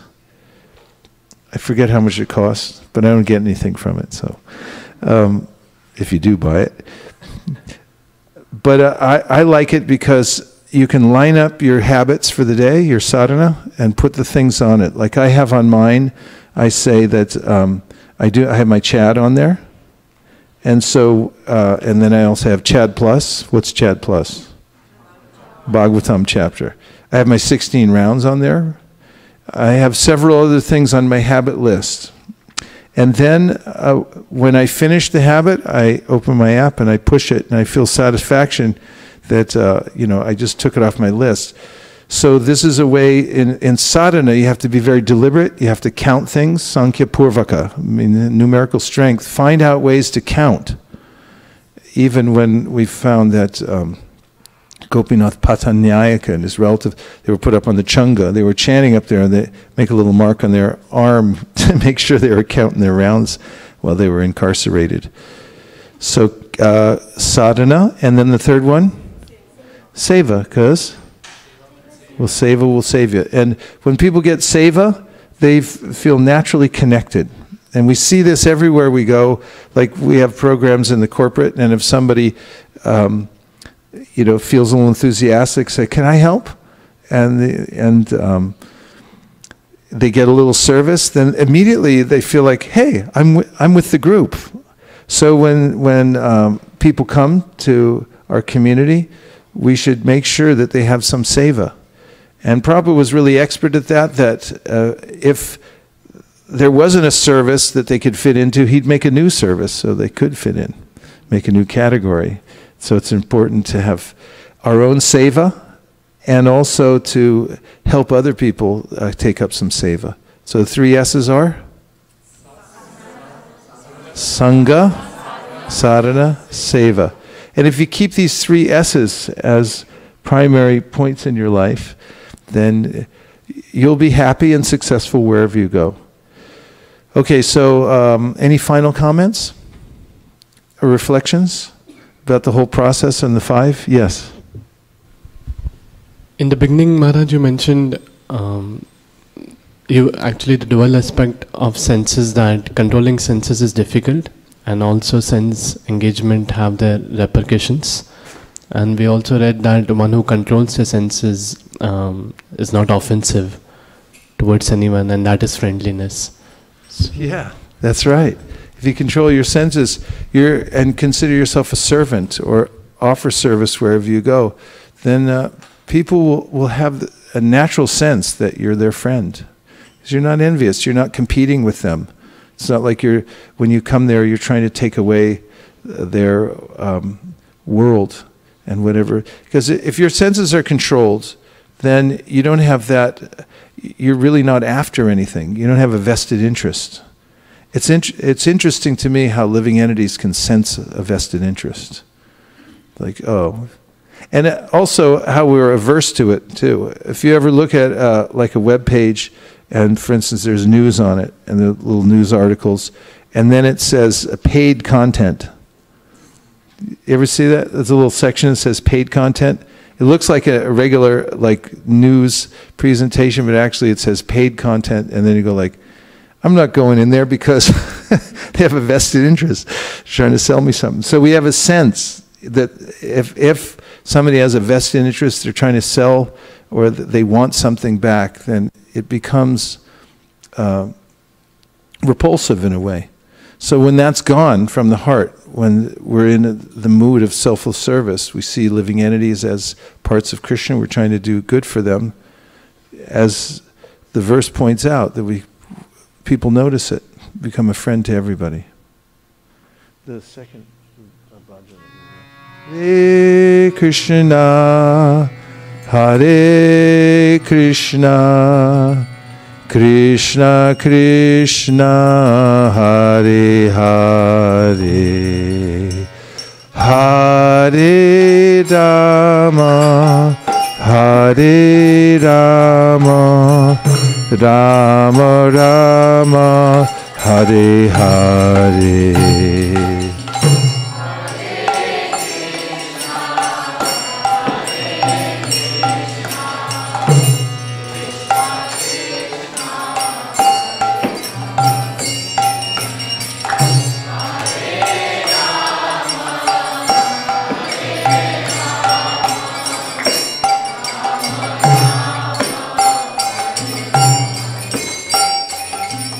Hare Krishna, Hare Krishna, Krishna Krishna, Hare Hare, Hare Rama, Hare Rama, Rama Rama, Hare Hare.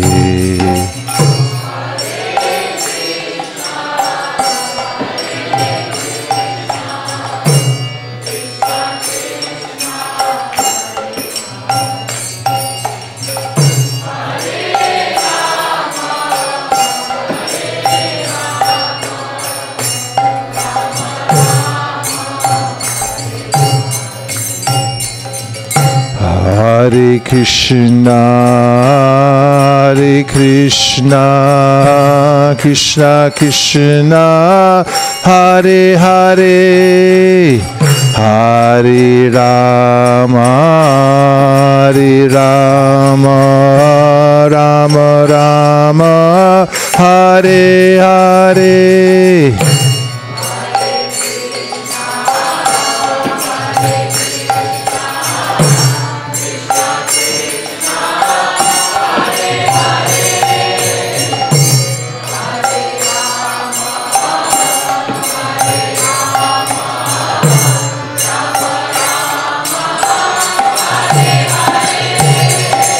Hare Krishna, Hare Krishna, Krishna Krishna, Hare Hare, Hare Rama, Hare Rama, Rama Rama, Hare Hare.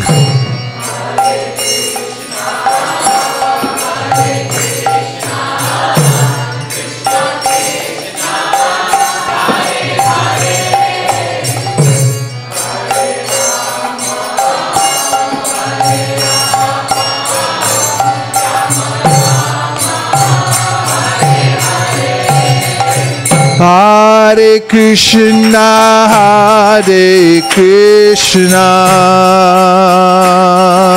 Krishna Krishna, Hare Hare, Hare Rama, Hare Rama, Rama Rama, Hare Hare.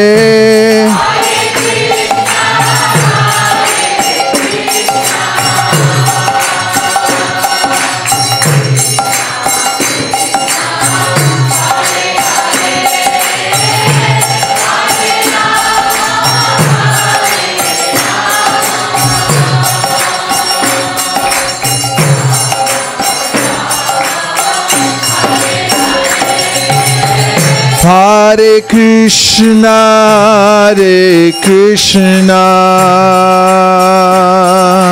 Krishna Krishna, Hare Hare, Hare Rama, Hare Rama, Rama Rama, Hare Hare.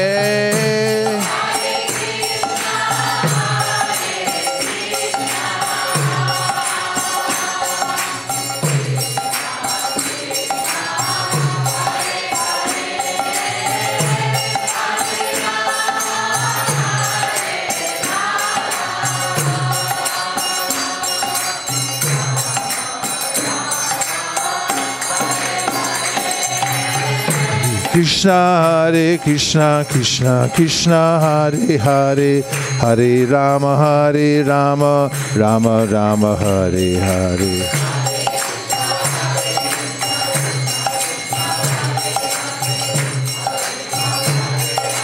Ram Ram. Hare Krishna, Krishna Krishna Hare Hare, Hare Rama, Rama Rama, Hare Hare.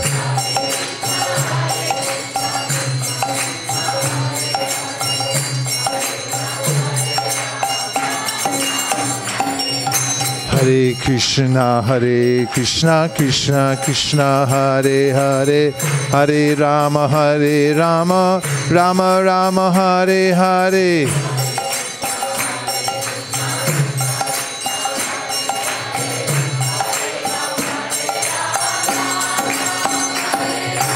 Hare Krishna, Krishna Hare Hare, Hare Rama, Rama Rama, Hare Hare.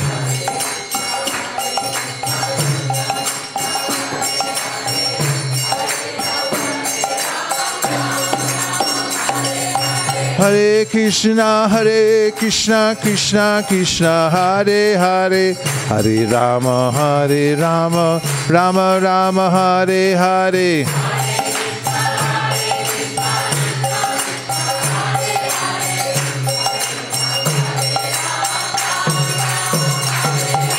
Hare Krishna, Krishna Krishna Hare Hare, Hare Rama, Rama Rama, Hare Hare.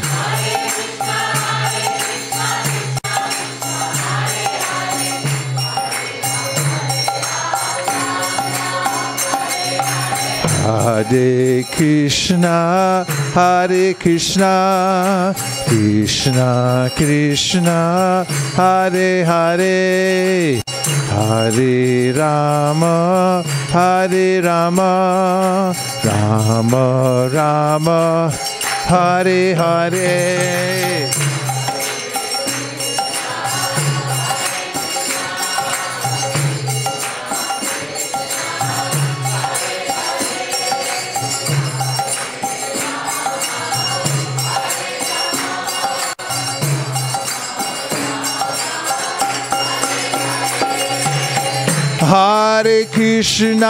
Hare Krishna, Krishna Krishna, Hare Hare, Hare Rama, Rama Rama, Hare Hare.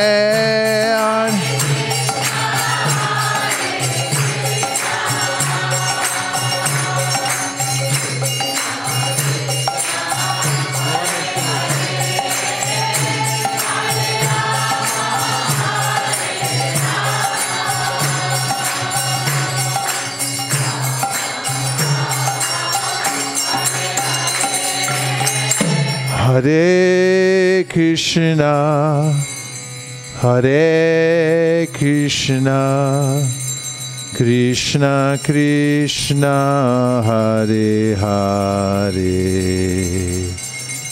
Hare Rama, Rama Rama, Hare Hare.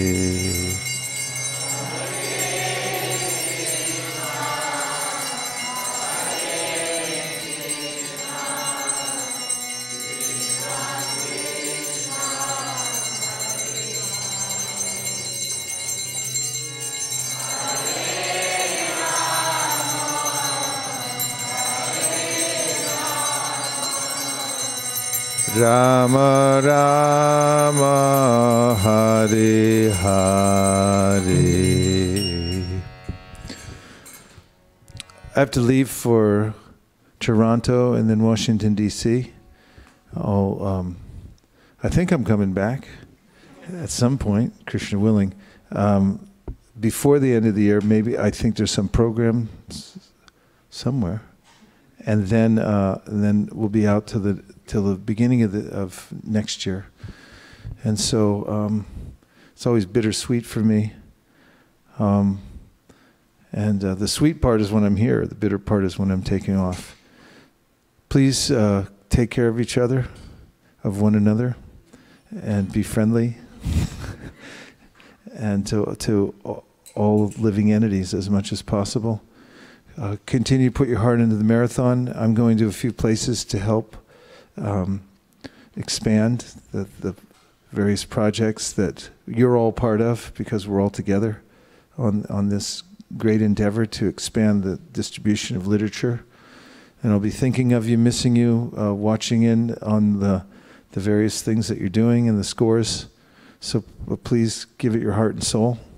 When the new year comes, the energy goes out. So now's the time. And to give as much as you can, much endeavor as you can. And please forgive me for running off, but I'm way behind in getting ready. And have to. Vamonos. Ikimasu. Domo arigatou gozaimasu. And we'll see you soon. Vanchakalpataruscha kripasinabhevacha patitanam pavanebhyo vaishnavebhyo namo namaha.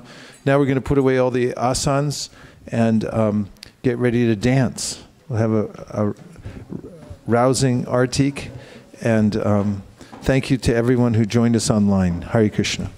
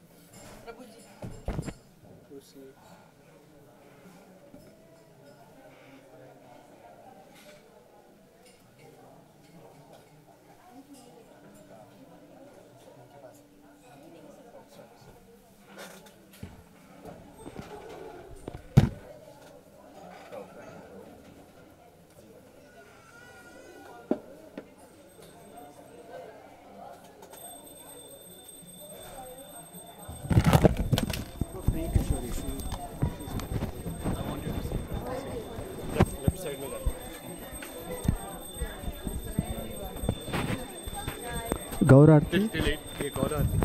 Okay. Hare Krishna.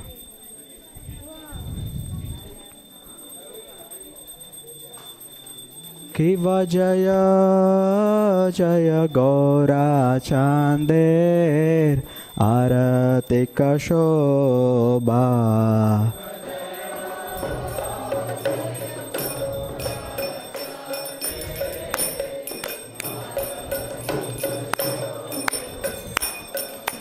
Janavi tatavane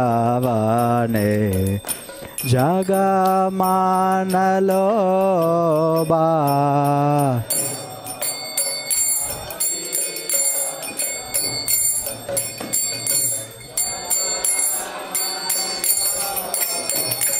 Kevadaki nenitai shan Bame gadadara.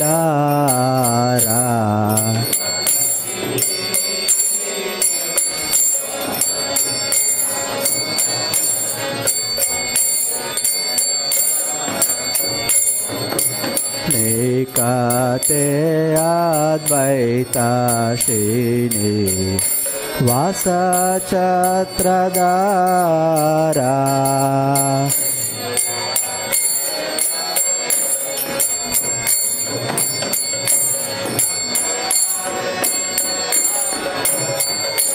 Kiva boshi ache gora chanan Ratna Singgasane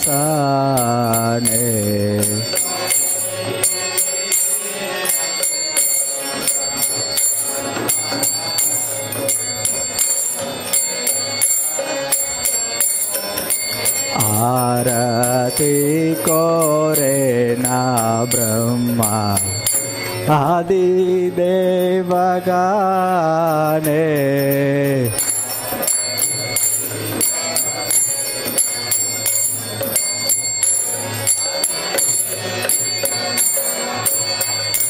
Kiva Nara Hari Adi Kore Shamaradulaya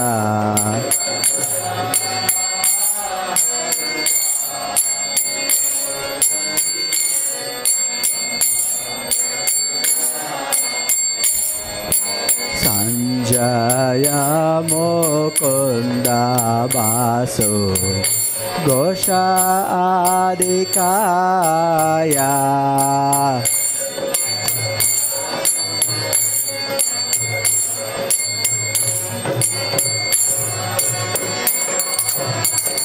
Kiva Sanka Baje Ganta Baje Baje Karatala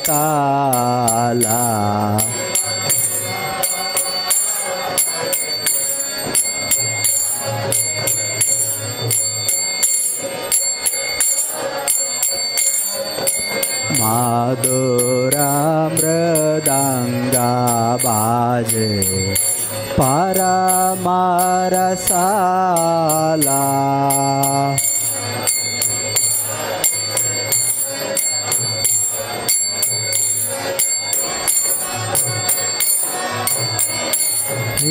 Sanka baje ganta baje Matur madur madur baje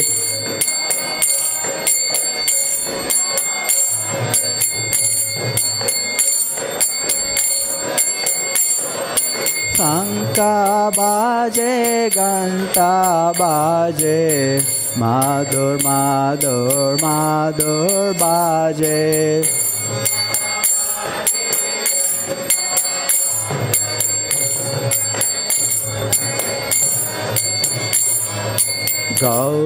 Gaurangerar aratika shobha Jagajana manaloba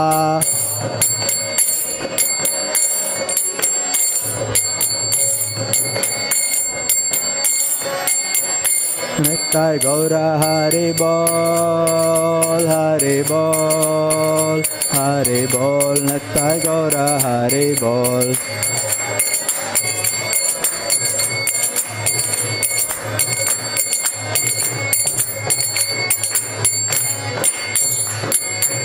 Baho Koti Chandra Jini Vadana Vujvala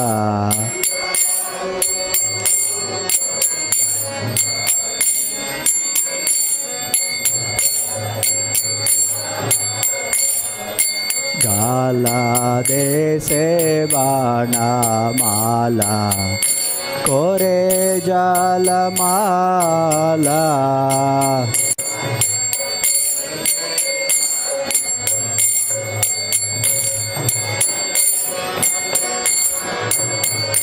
Kiva Shiva Sukha Narada Preme Gada Gada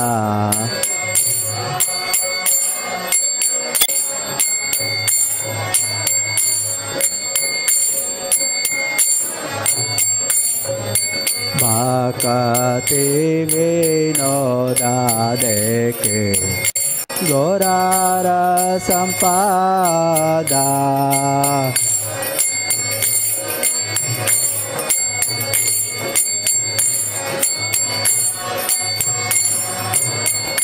Nittai Gaura Hari Bol Hari Bol Hare Bol, Nittai Gaura Hare Bol.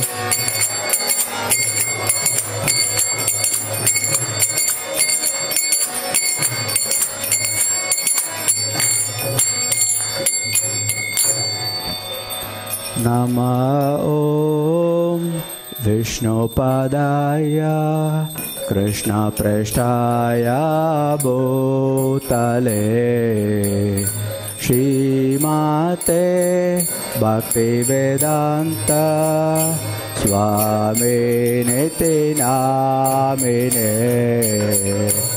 Nama Om Vishnupadaya Krishna Prasaya Bhutale Shrimate Bhaktivedanta Swami Niti Namine. Namaste Saraswati Deve Gauravani Pracharine Nirvisesha Shunyavadi Paschatya Deshatarine.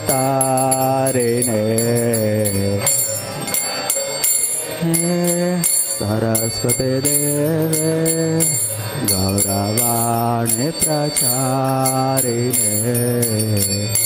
Nirvisesha Shunyavadi Paschatya Deshatarine. Shri Krishna Chaitanya Prabhu Nityananda Shri Advaita Gadadhara Shivasadi Gaura Bhakta Vrinda.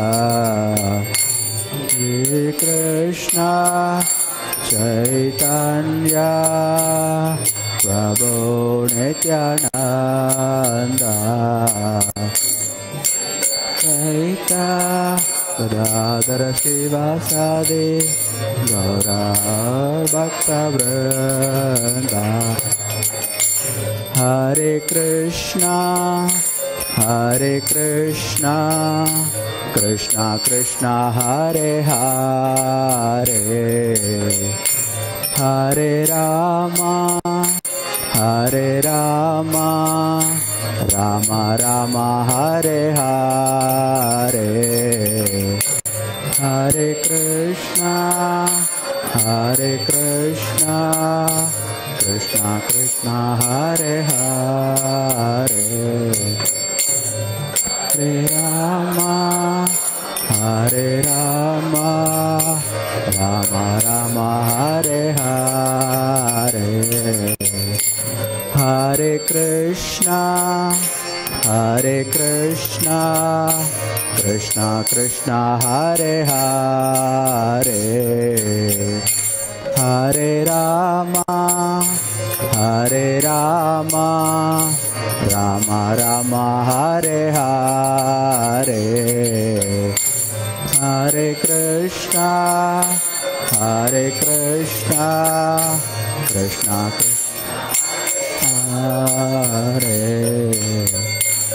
Hare Hare Rama Rama Rama Hare Hare Hare Krishna Krishna Krishna Hare Hare Hare Rama Rama Rama Hare Hare Hare Krishna Krishna Krishna Hare Hare Hare Rama Rama Rama Hare Hare Hare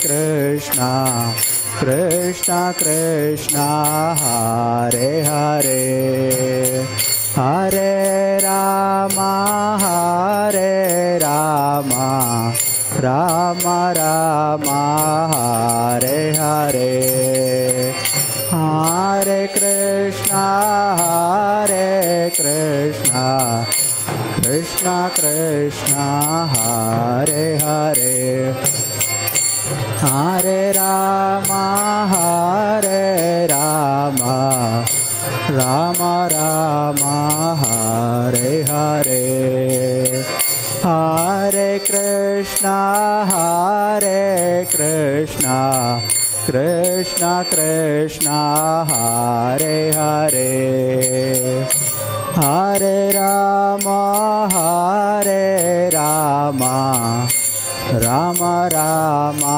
Hare Hare, Hare Krishna, Krishna Krishna Krishna, Hare Hare, Hare Rama, Hare Rama, Rama Rama, Hare Hare, Hare Krishna, Hare Krishna, Krishna Krishna, Hare Hare, Hare Rama, Hare Rama, Rama Rama, Hare Hare, Hare Krishna, Krishna Krishna, Hare Hare, Hare Rama, Hare Rama, Rama Hare Hare, Hare Krishna, Krishna Krishna, Hare Hare, Hare Ram, Ram Ram, Hare Hare, Krishna Hare Hare, Hare Ram, Ram Ram, Hare Hare, Hare Krishna, Krishna Krishna, Hare Hare, Hare Ram, Ram Ram, Hare Hare, Hare Krishna, Krishna, Hare Hare, Hare Ram, Ram, Hare Hare, Hare Krishna, Krishna Krishna, Hare Hare, Hare Ram, Ram Hare Hare, Krishna Krishna Krishna, Hare Hare, Hare Ram, Ram Hare Hare, Hare Krishna, Krishna Krishna, Hare Hare, Hare Ram, Ram Hare Hare, Hare Krishna, Krishna Hare Hare, Hare Ram, Ram Hare Hare, Hare Krishna, Krishna Krishna, Hare Hare, Hare Rama, Rama Rama, Hare Hare, Hare Krishna, Krishna Krishna, Hare Hare, Hare Rama, Rama Rama, Hare Hare, Hare Krishna, Krishna Krishna, Hare Hare, Hare Rama, Rama Rama, Hare Hare, Hare Krishna,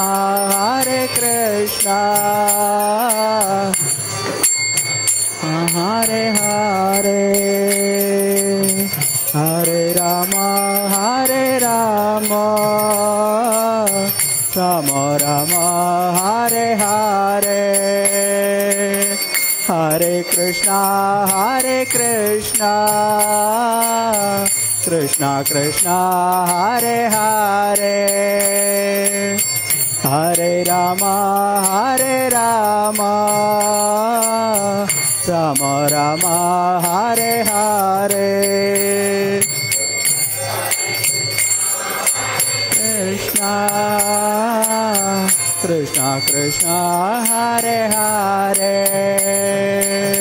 Hare Rama Rama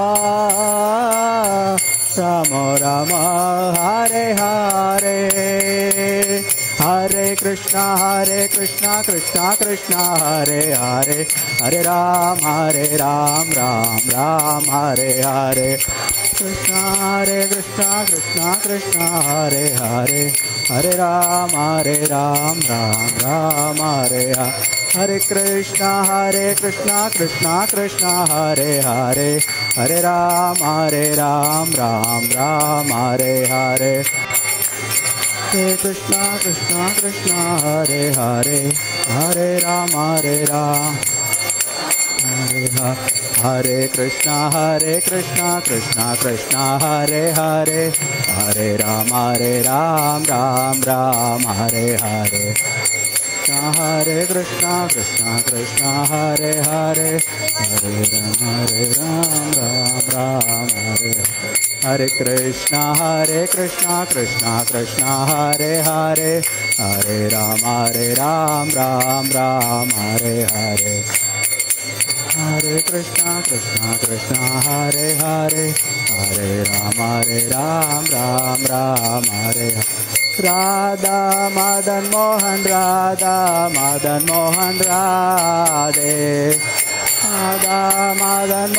Radha Madan Mohan Radhe Jai Jai Radha Madan Mohan Radhe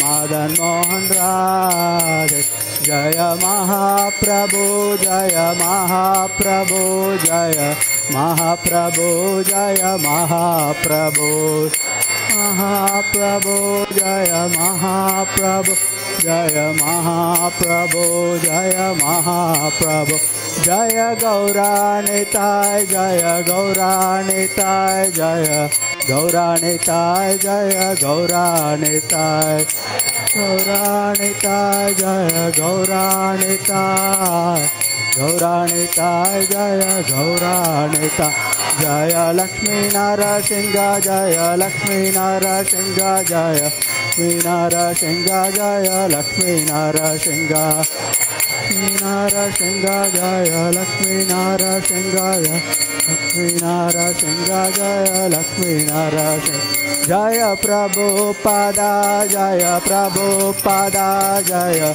Prabhupada Srila Prabhupada Jaya Prabhupada Jaya Prabhupada Srila Prabhupada Nittai Gaura Hari Bol Hari Bol Hari Bol Nittai Gaura Hari Bol Gaura Hari Bol Hari Bol Hari Bol Nittai Gaura Hari Bol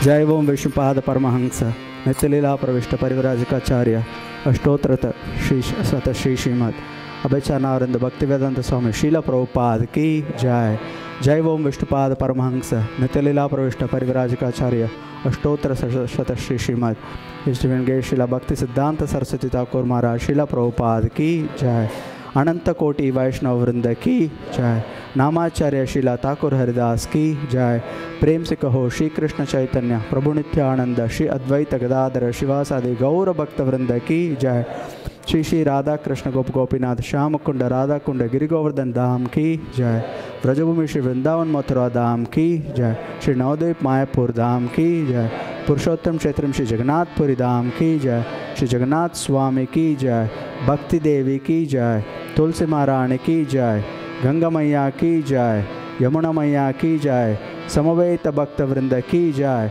Shri Harinam Sankirtan ki jai, Transcendental Book Distribution ki jai, Worldwide ISKCON ki jai, Gaur Premanandi Hare Hare Bol. All glories to the assembled devotees, Hare Krishna. All glories to the assembled devotees, Hare Krishna.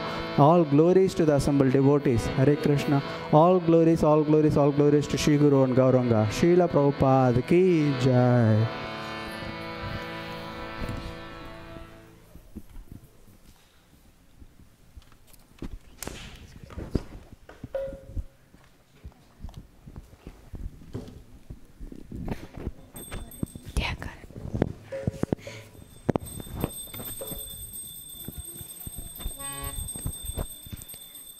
Namaste Narasimhaya.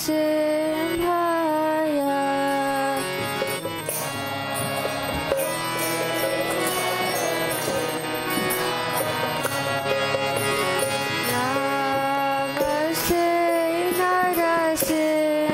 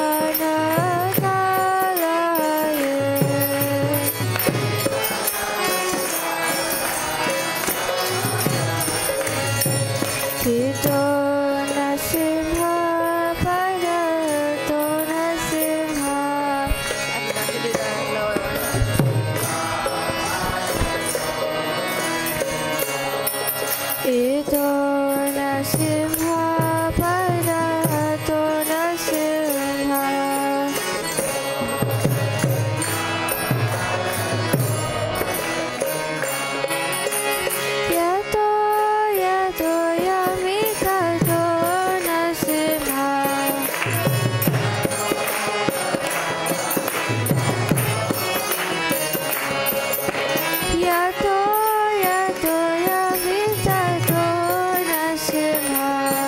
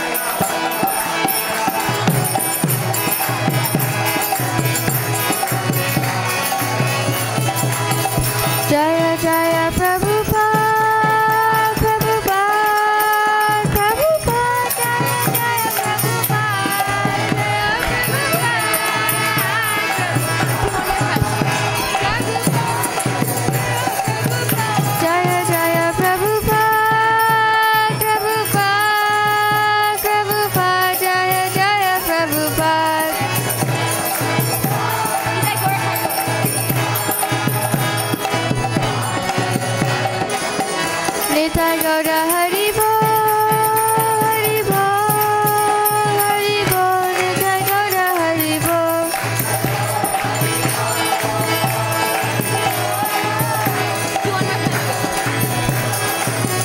Nitai Gaura Hari Bol, Hari Bol, Hari Bol, Nitai Gaura Hari Bol.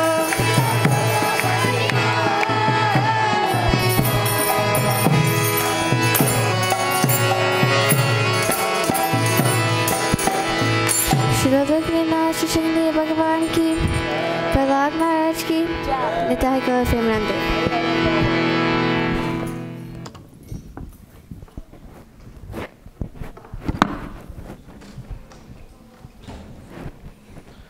Hare Krishna, Hare Krishna, Krishna Krishna, Hare Hare, Hare Rama, Hare Rama, Rama Rama, Hare Hare. Thank you so much for joining us on this auspicious Wednesday evening Bhagavad Gita program. We had an amazing discourse by His Grace Vaisesika Maharaj on 5 practical tips to enhance our spiritual life. So, when he was describing the 5 aspects, a very simple acronym dawned on me. Can I share? FIRMS, F-I-R-M-S. We are in Silicon Valley, so let's see if according to that we can recollect what all those aspects were. First is friendliness, being kind and pleasant to all. And he mentioned that spiritual communities have that aspect as a foundation, being friendly to all living entities. Second, I stands for identifying the different stages in our lives, or he also expressed the term categorization, and then acting accordingly, and also engaging others with that understanding. Third, R stands for refining our practice. And he said, don't take anything for granted, and also there should not be a sense of entitlement. Then M, yes, discern the main thing, and Maharaj mentioned a couple of quotations from Brian that were, keep the main thing. Stephen Covey, from Stephen Covey. The main thing is to keep the main thing, and also don't major in minor things. And then S is for 3S, which we all know. Sadhana, Sangha, Sadhana and Seva. So saying Gonchan Prabhuji, I will not forget Sangha, Sadhu Sangha. So very, very thankful for these amazing life-changing techniques that we can use to enhance our own lives. And we pray to Krishna to help us more on the path of pure devotion service. Let's express our gratitude to Maharaj for giving us these gems. Hari Bol! Hari Bol!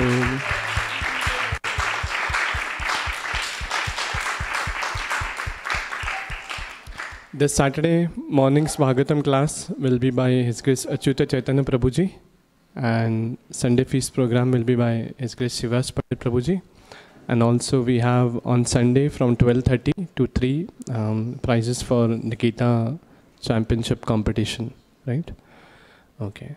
So we'll be in separation with Maharaj for a couple weeks, as he said, but we can definitely tune in live to hear the Hari Katha at the places he's going. Next, we'll move to the Prasadam portions of the program, but before that, I would like to welcome our newcomers visiting for the first time.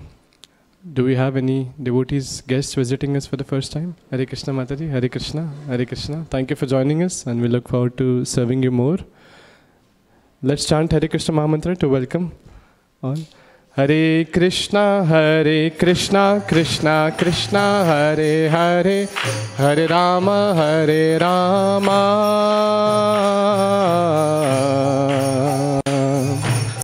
Rama Rama, Hare Hare.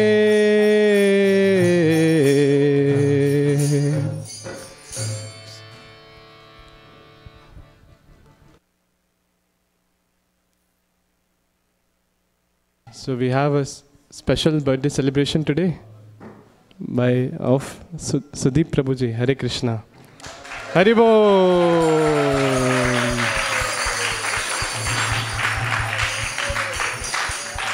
vanchakalpatarubhyascha kripa sindhubhya eva cha patitanam pavanebhyo Vaishnavebhyo namo namaha. Hari Bol.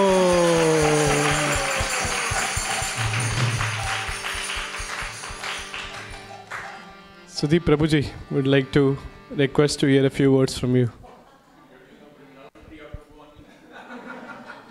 No, I cannot do that. No interviews, just speech. What would you like me to say? Anyway, as Maharaj said, the fifth thing, which is Sangha, so thanks to all of you, I have been blessed by the Sangha. I seek your prayers that I stay firm in the sadhana and hold on to whatever little service that I have been doing. So, thank you. Hare Krishna.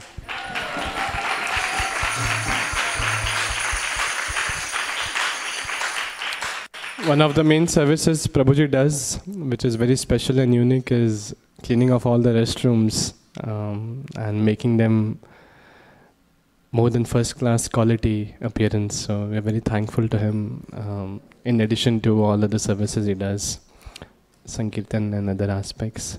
Thank you, Prabhuji. Hare Krishna. So tonight's cooks we'll acknowledge. Hare Krishna. Today's prasadam was cooked by Vishwapati Prabhurupa, Sri Mataji, Rohini, and Sukharupa Mataji. Hari Bol.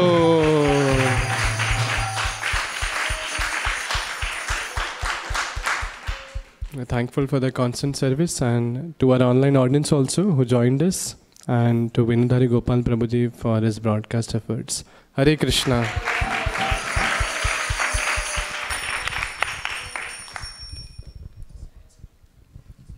Sharira vidya ja jodendriya taheka jiv pile vishaya sagare dharmadhe jivayati lobho masudurmati tak jita kathina sansare Krishna vara doyamo kari bhare jivaja swaprasadana diloba sheyanamita pao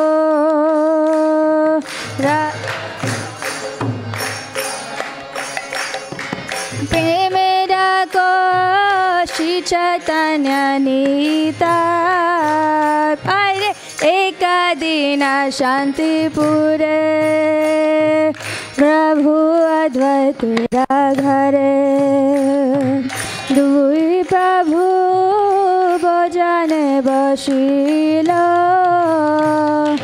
Sakariya Sadhana Prabhu bole bhakta gana Esha Krishna swadilo Heno shakha swadane Krishna prema shemane Se preme koro aswadhana Jada buddhi parihari Prasada bhojana kori Hari Hari Bholo sarva jan Hari Hari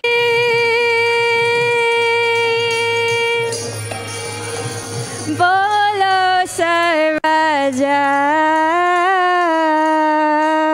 Ma महाप्रसादे गोविन्दे नाम ब्राह्मणे वैष्णवे स्वल्पपुण्यवतं राजन् विश्वासनैव जायते प्रसादे सर्वदुःखानां हानिरास्योपजायते प्रसन्नचेतसो ह्याशु बुद्धिपर्यावतिष्ठते त्वयोपभुक्ता शग्गन्धा वासलङ्कारचर्चिता उच्छिष्टा भोजिनो दासस्तव मायां जयेमहि।